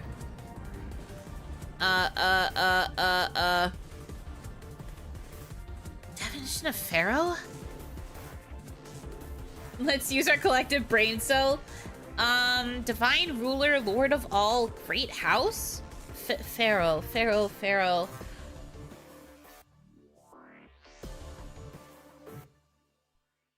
What on earth would it translate to?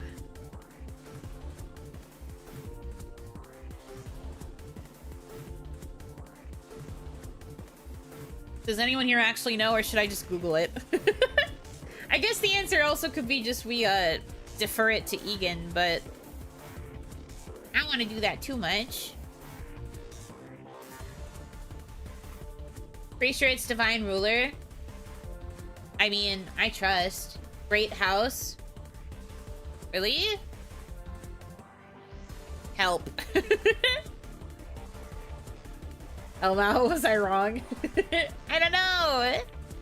I'm scared. Why? It translates to defer question to Egan.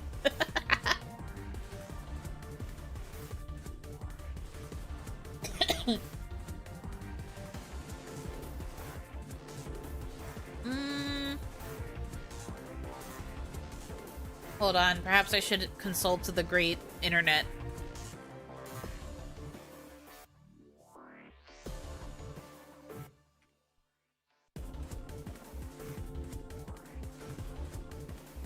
Oh, it does actually mean great house. Sure. The correct translation is great house. I see. So that's your answer, you foolish sinner. I grieve that it is correct. Tell me how you should properly address me, the mighty pharaoh.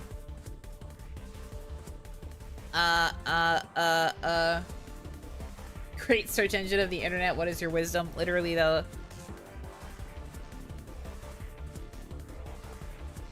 I guess I just have to keep Googling it. Because I feel like there's probably something cool in the flavor text if we don't fully defer to Egan.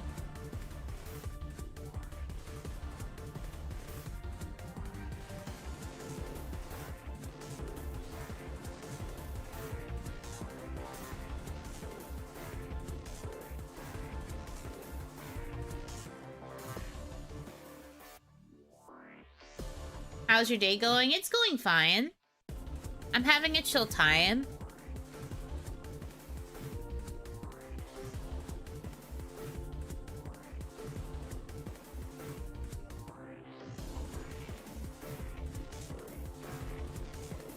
Man, I'm getting conflicting information. Help. Your Majesty won't cut it? I'm checking.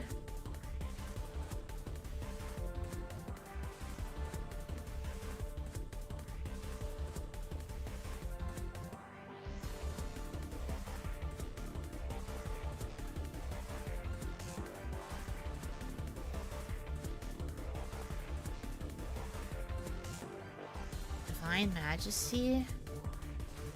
But these...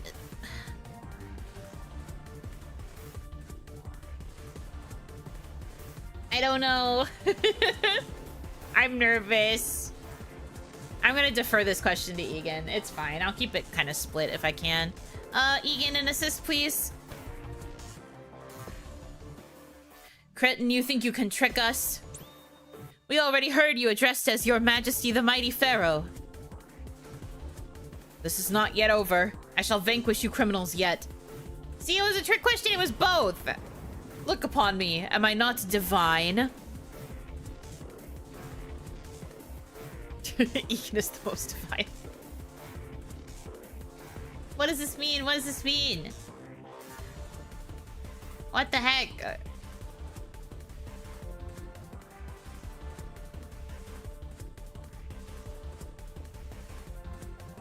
This is where I reveal I don't really know that much about Egyptian history.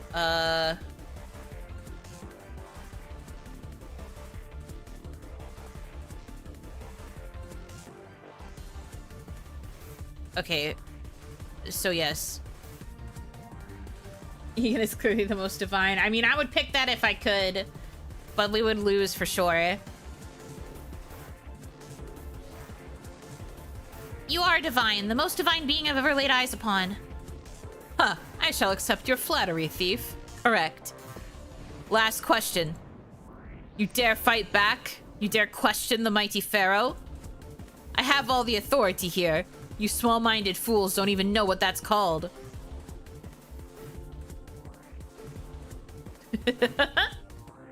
Why are we rizzing the pharaoh? Because we have to. Tyranny, absolute monarchy, mother's rules.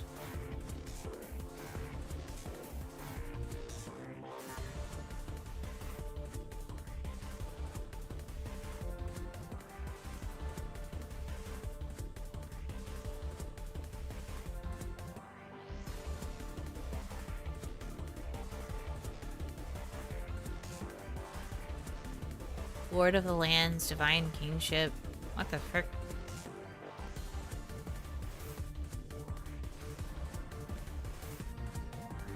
God-given order is the main thing I'm seeing. I guess absolute monarchy probably makes the most sense.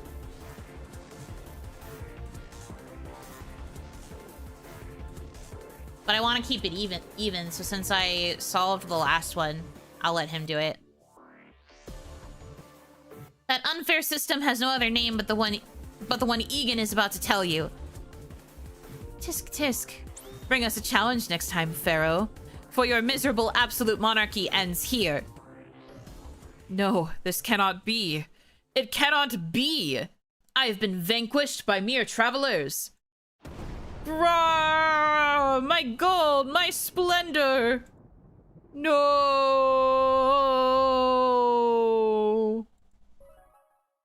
A white cloud consumes the mighty pharaoh, and he shrinks rapidly within it until he's no more.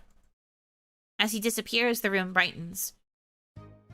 I'm shocked that we actually defeated him. Egan and I, we beat our escape room. Be gone, foe. Yuno and I are the true rulers of this tomb. Egan, we actually did it? Not yet. We must claim our prize.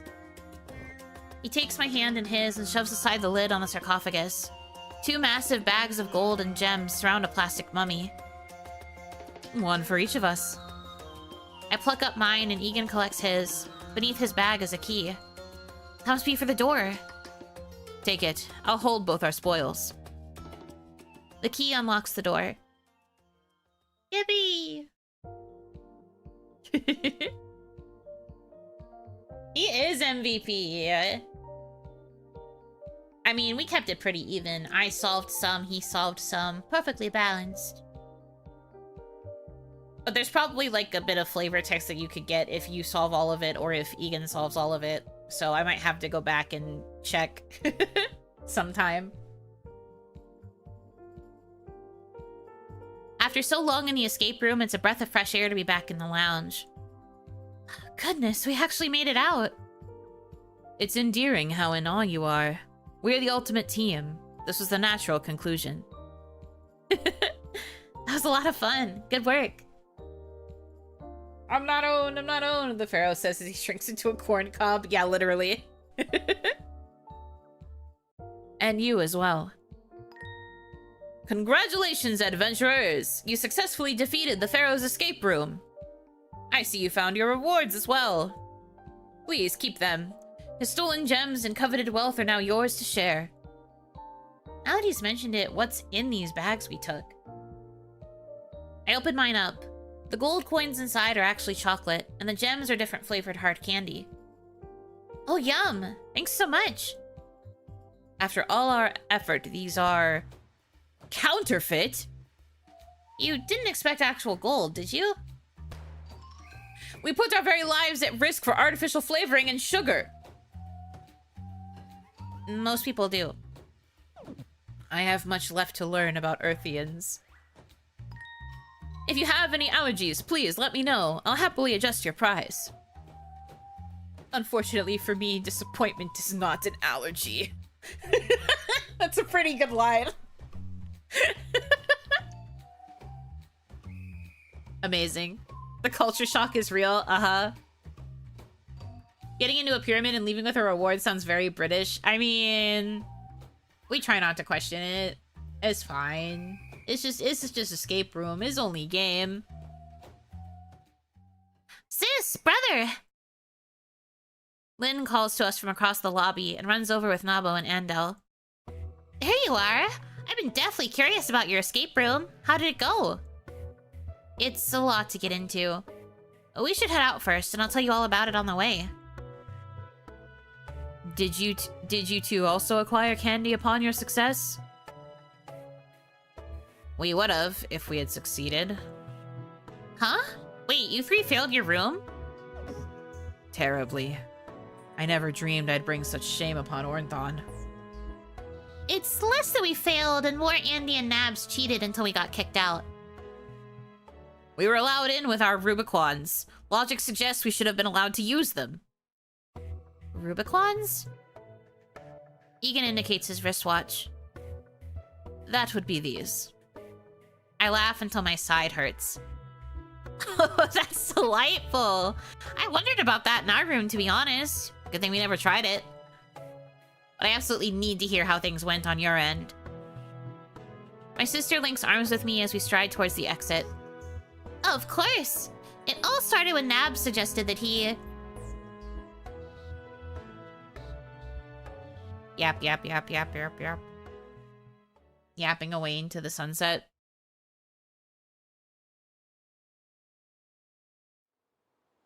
Oh, literally, now it's the sunset. After everyone's filled in, and before it gets too late, our group gathers on the mothership.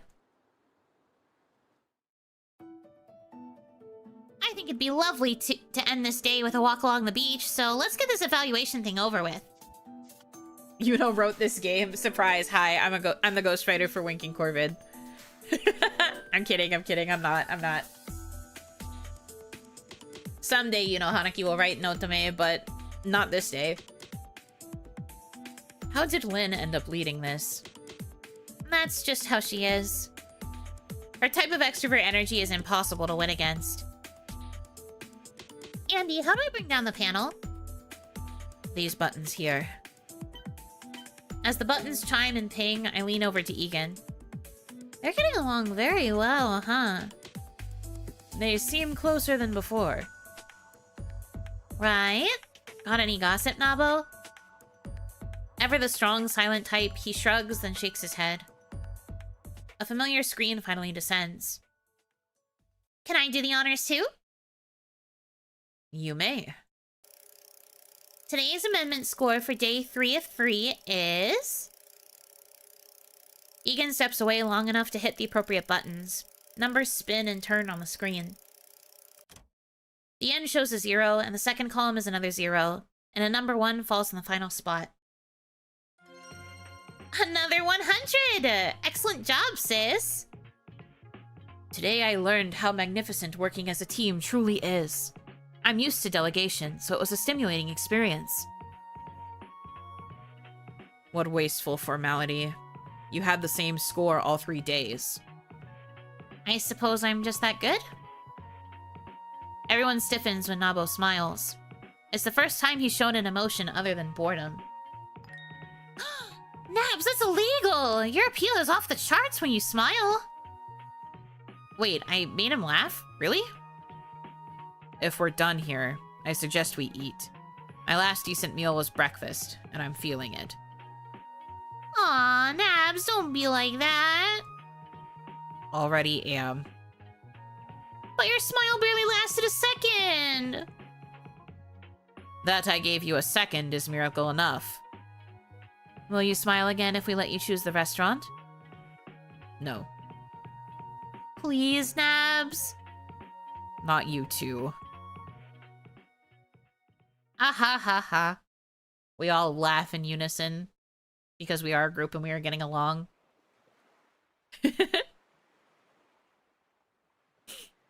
After a group dinner at a nearby restaurant, my sister encourages our party to walk along our city's beach. Andel, Nabo, and Lynn are ahead of us. Egan's walking slowly with me. Just like my anime sitcoms, so true. Just like my slice of life animes. To avoid getting sand in our shoes, Egan and I walk barefoot along the water. The beach sunset is a pink and orange marvel. The gentle ebb and flow of the water, the easy breeze. It's so picturesque that I feel I'm dreaming. Cute. I reach a sandier portion and stop to stare out over the waves. You know. I stare beside me at Egan. While I have the chance, I wanted to thank you. These past 3 days have given me incomparable joy. It's been 3 days already? Yes, it has. Then our time together is... Egan nods wordlessly and stares at the sea. Thank you again. You've taught me much during my time here. Many were lessons that'll be pivotal, should I reign. Come now, I don't think I have renewed purpose thanks to you, Yuno. I mean that. I never went home out of fear that I may never meet my parents' high expectations, and I couldn't bear the idea of disappointing them. But even when I made a dreadful fool of myself, or failed, your patience and kindness with me persisted. It seems so simple now. The realization that I need not be perfect. Others have always made up for what I lack, and will continue to do so. After spending time on this planet, I leave with the conviction that working together not only yields superior results, but is also more fulfilling. But Hendo and Nabo shared how much your fleet has done for you. Yes, however, my calls were always final. I micromanaged everything down to the most minute detail, and I never processed how stressful that was. As such, please accept my sincerest gratitude. He smiles so warmly that my breath stops. I won't forget you.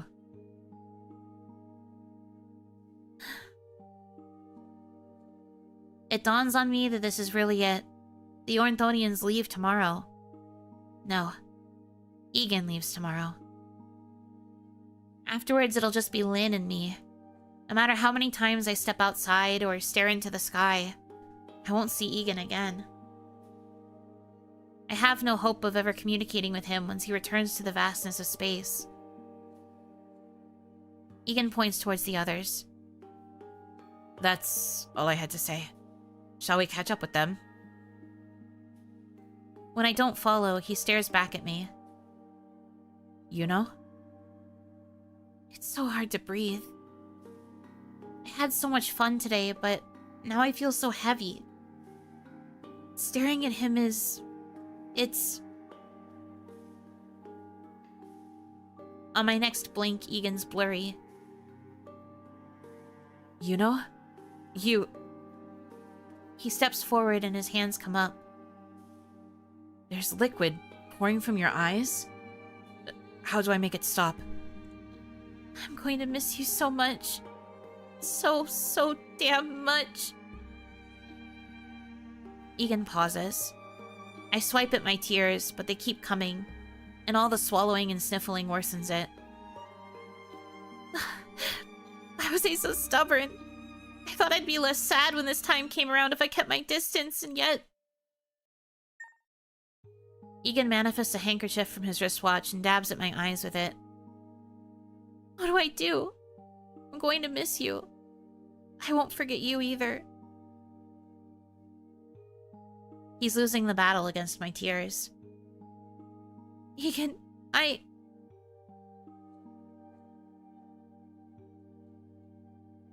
The big choice. I mean, I know what I'm picking. I'm just saving for posterity.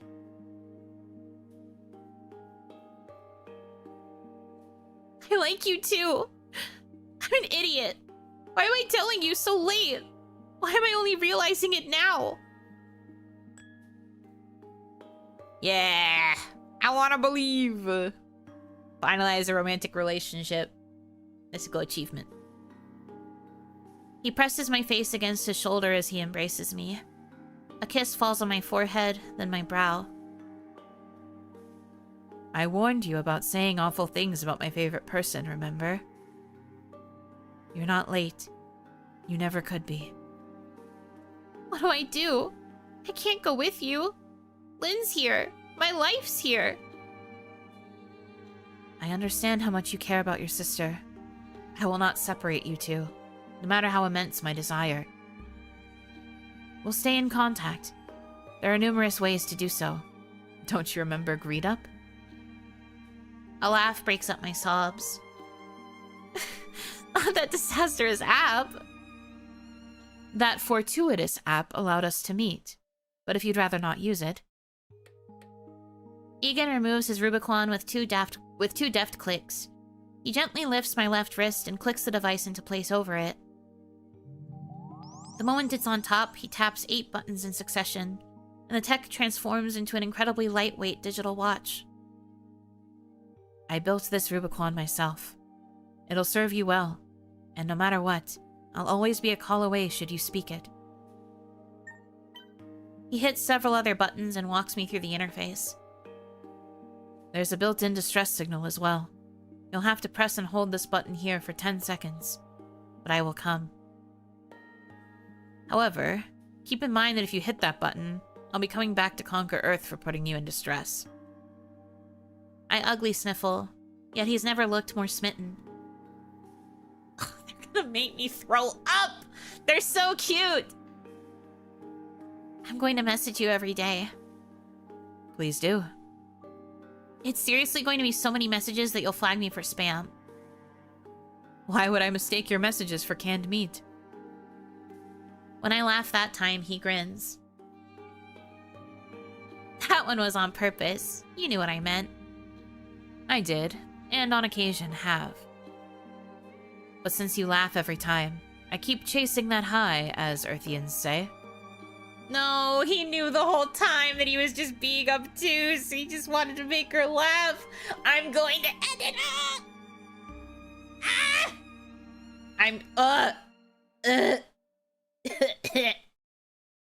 Dies.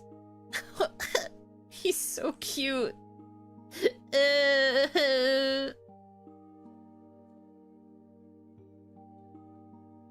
Guys, I can't help it. I kind of love him. He was being obtuse so she can be a cute. You're so right. No, they're so cute. I can't.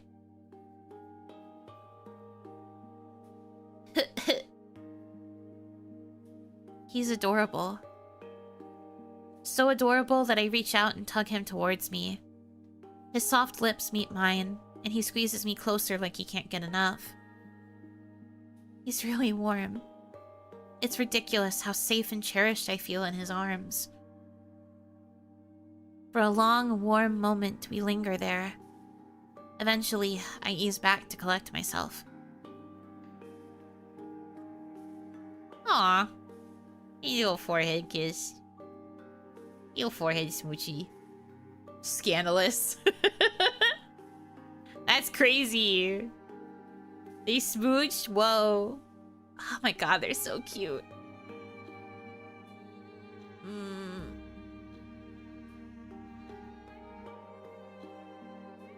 You're everything to me. I'm dead, here I lie, dead from cuteness. That's me too. R.I.P. Rest and rip us. Because what the fuck? They're so cute. Egan gently kisses my forehead. A kaleidoscope of butterflies flutter in my stomach. Colored by the setting sun, the affectionate gesture banishes the heaviness in my heart. This quiet moment, I'll treasure it forever. Especially now that I'm certain it's one of many more to come.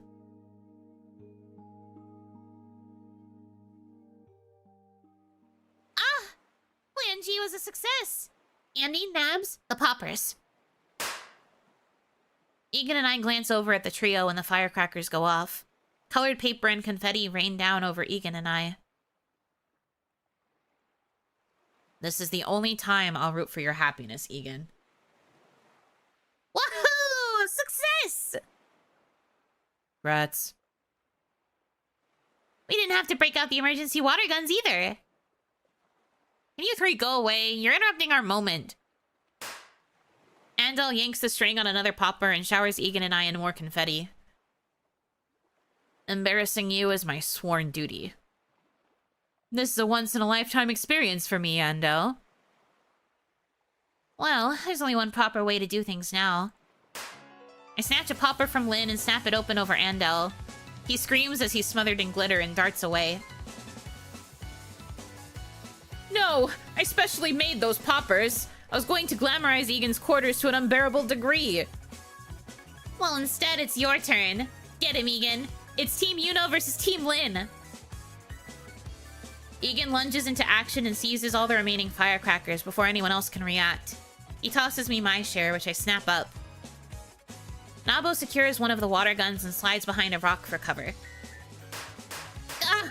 Mercy! Please, it'll never come off! I'll help you clean off. Nabo fires the water gun at Andal, but each blast misses the heaping amounts of glitter on him. That was my mouth, you... You're doing that on purpose! Nabo! I'm going to bury you all in a vat of fish until your DNA changes. Grump. Quick, he's wide open! Got him. Enough! Lynn, help! But she cracks one open on him, too. Sorry, love you. Is wet glitter worse? I think it's worse. It might be, yeah.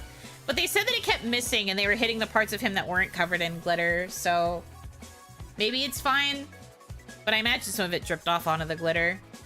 Anyway, he's gonna be sparkly forever. The betrayal! I tend to all our records, you cretins! Oh, think of the books! The books!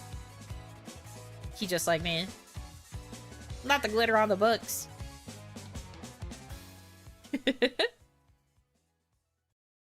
Goofy ag game.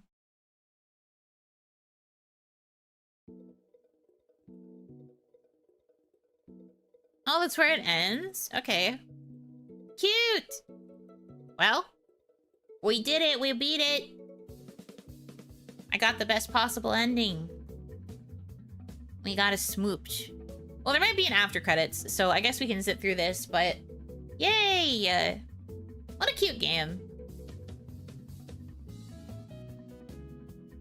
The writing overall was very, very charming. I love the art. I really do love the art in this game. It's gorgeous.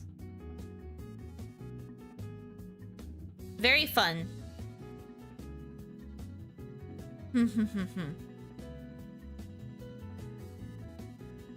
We love credits for all of the sound effects used in the video game. Shout out Alarm 5. Love to see it. Love Alarm 5. Also, Breaking Glass Mirror, Audio Technica, MB2K. Yep. Yep. Let it be known I'm being facetious and silly by making fun of it. I know they're doing this for the sake of crediting all the sources they used, but it's just really funny to see it all lined out. Yeah, I agree. Also, big fan of Voke 2403262458 FR kitchen timer. Really good. Dova syndrome mentioned. Yeah. Looks like they took a lot from Dova syndrome, which is why they're crediting all the musicians. Relatable. Me too. I think this is the second time I've seen the sound credits in a game. When you make an indie game, you kind of feel like you need to credit everything, especially if you're using a lot of free-to-use assets. It can just feel better to credit it all. Let's go, Rampire. Thank you for playing. Cutting a carrot, gotta have it. Yeah. Exactly. Cute.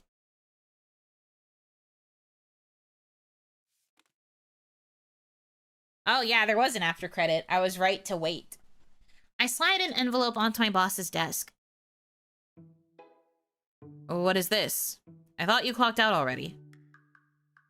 I rest my hands in my lap as I stare at my boss. She's seated across from me behind her desk. My resignation letter. She takes a deep breath and flips the envelope between us face down. Miss Reeves, you've built a promising career here. Are you sure about this? I've never been surer of anything in my life. Is this a 2-week notice? It's a today notice. I won't be coming in starting tomorrow. Considering you vanished from work for 3 days without a single phone call. I've been extremely lenient with you. And now this? With all due respect, things like this are why I'm quitting. You've brought that up countless times in the past year and a half as an excuse to make me do overtime. Unless you live under a rock, you'd know I was busy saving the planet during those 3 days. Why don't I reciprocate your honesty today and admit that I don't believe you? I never have. You're too old for make-believe, Miss Reeves. Aliens aren't real. Admit you played hooky. Then I'll remove the demerits you received for those absences. Brother, I'm quitting! I'm quitting today! I don't care about my demerits! You can demerit D's! Wow, I must have been an angel to have dealt with this lady as her personal secretary for the past 5 years. You're about the only person on this planet who refuses to believe me. Thankfully, we won't be troubling one another anymore since I'm quitting today. I need you. Finish out the week and train your replacement. I appreciate what I've learned here, but today was my last day. As such, I won't be doing that. Besides, I've spent the past year settling everything that would have worried me during my travels. I vacate my seat and tilt my head just enough to be polite. Take care of yourself. She sits up in her seat, seemingly finally understanding I'm serious. Get back here, Reeves. I pivot and stride out of the door. Hey, Reeves, this is extremely unprofessional. Goodbye. Goodbye. Threatens you and treats you like trash, then I need you. Like, yeah, no, for real. It could not be more obvious that we are making the right call by getting the fuck out of Dodge. Goodbye. Good riddance. May your next secretary be bad. I exit the building and stand on the sidewalk downtown. The sun's bearing down on me, but there's an occasional cool breeze. I quit. I'm finally free of that atrociously named building. Goodbye, office job. Farewell, petty office politics, passive-aggressive emails, and all manner of people in positions that infuriatingly surpass their intelligence. I feel good today. Maybe I should get some ice cream before I set out for my trip? Ice cream. It's been 1 year and 6 months since the Ornthonians departed. A lot has changed for me since then. Lynn and I own the house we used to rent. She initiated a buyout after her matchmaking business took off. Her work between Egan and I was the story of the century, according to journalists and news outlets. As she limited the information she shared with them, everyone wanted the scoop.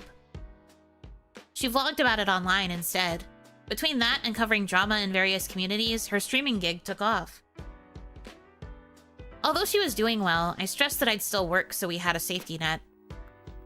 But since I said that, Lynn's whittled me down, as she always does. She apparently hates my boss too much for me to tough it out at Lore Ipsum Designers. A poorly named business she hates as much as I do. Heck, I worked there for 5 years, and you still couldn't convince me it's not named that because somebody forgot to change the dummy text on the sign. Whatever. It's no longer my circus, as I'm no longer their 9-to-5 monkey. As the older sibling, it's my pride and joy to be right, but I've surrendered to Lynn again. It feels liberating to be unemployed.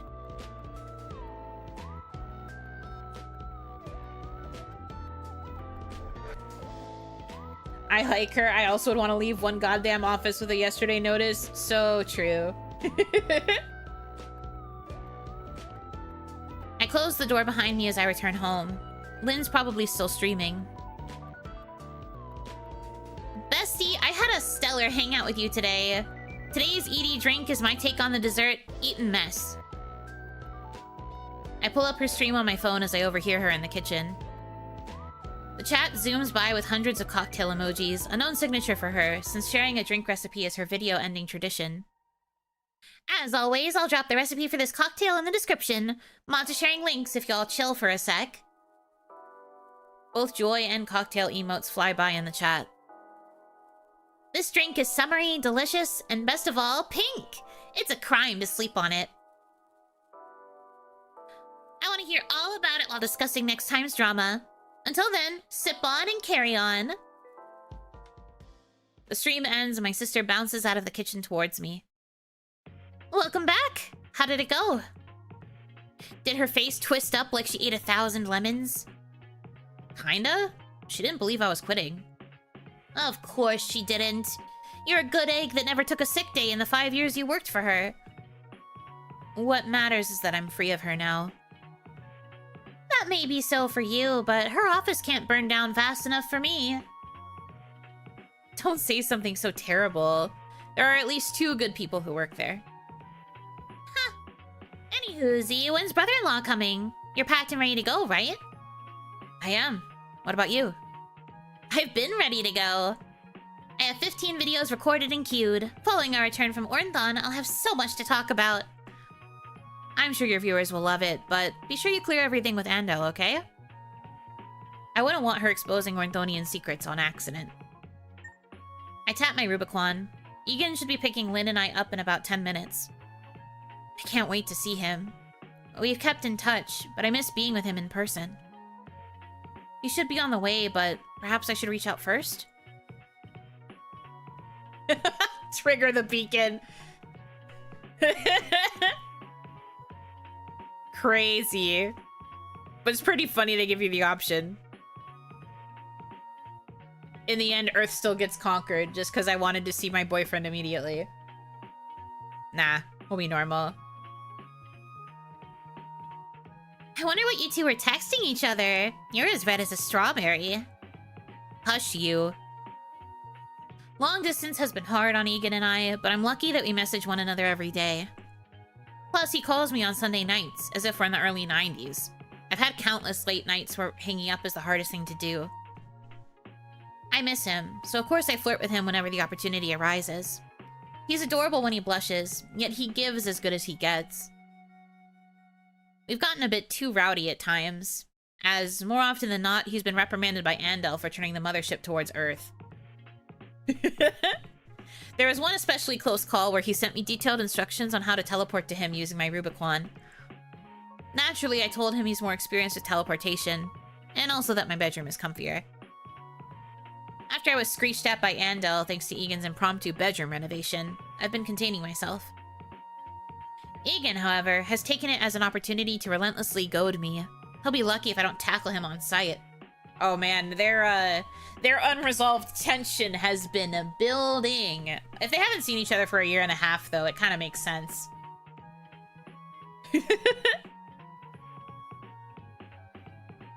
Those welcome back makeouts are going to be sloppy.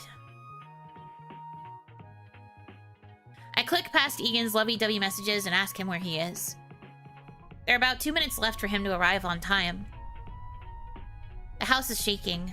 I listen for the familiar hum of the mothership. Do you think he'll be late again? Our doorbell rings.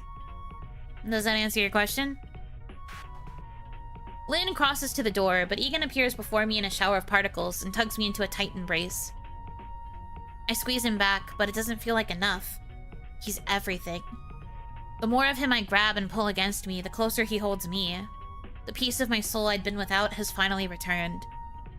Stop! They're so sappy, it makes me sick! Ew! I love them. Ew! I love them. He cups my face in his palms as he eases back. Yuno, you're even more stunning than I remember you. Wretched scrimp! How many times did I tell you to use the door? I'll be bald next month from all the stress you give me. Let him have his moment.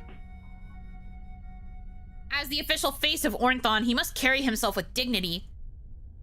Andel's anger melts away like cotton candy in water the second he sees Lynn. Lynn. Hi, Andy. I'm glad to see you again. He turns so red and mute before her that I'm speechless. I suppose being down bad may just be an Ornthonian trait. I jolt when teeth graze my shoulder. Focus on me. I've longed to see you. I am. You embraced me before I could tackle you. And what comes after the tackling?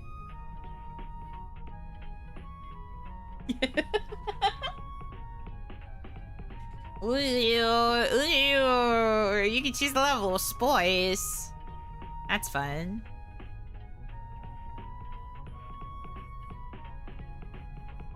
They're so sickeningly sweet. I know, it's crazy.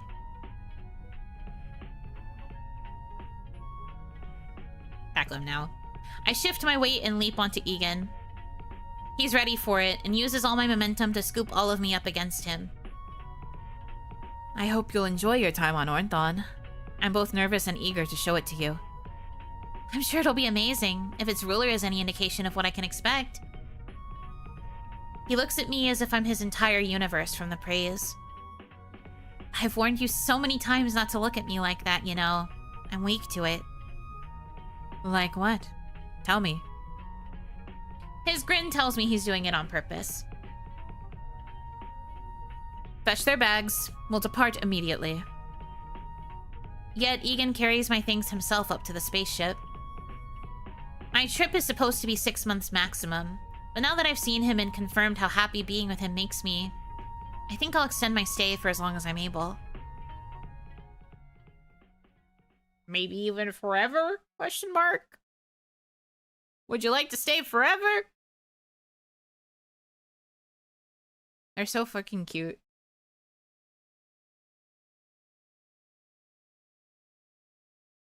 The black screen. Is there anything else? No. Fair enough. Okay, we did it! Yay! That was video game. That was Love Limit. Super cute. If you were watching this without having watched part 1, I do advise you to go watch part 1 as well, so you can kind of see the build-up that led to all of the cuteness and the silliness that happened in this one. But that was adorable. It's truly so cute. Very adorable game. And to think that you get all of this content for free, because this game is free, crazy. Crazy, crazy. Yay! I like it a lot. I'm glad that I managed to come back and actually finish it properly. I wanted to see the ending. Okay. So that is where I will leave this today. Tomorrow, I will be playing Inconveni, which is like a cozy, running a convenience store vibe of a game. And then, of course, Onimon on Monday. I'm still not done with my schedule. I have to set some other stuff up, but... That will be the plan for the next couple of days, at least. There will probably also be a stream on Tuesday. I'm at least sure of that much, but I'll figure out the rest of the schedule a little later. The low price of free? Yeah, man. The low price of 0 dull hairs. You can get it on Steam now. You can find the link in the YouTube description. Twitch viewers, you can check it out on my YouTube to find the description. Or you could just, I don't know, Google Love Limit. I don't know. I'm not the boss of you, but I do highly recommend it. It's so cute. Very cute game. I like it a lot. If I'm rizzed by Yuno, am I non-human? I hate that you had to find out this way, but yes. Yes. But yeah, that does it for me. So, until next time, thank you guys so much for choosing to spend time with me. I hope that you have a good rest of your time zone. And until I see you again, Yunatsu!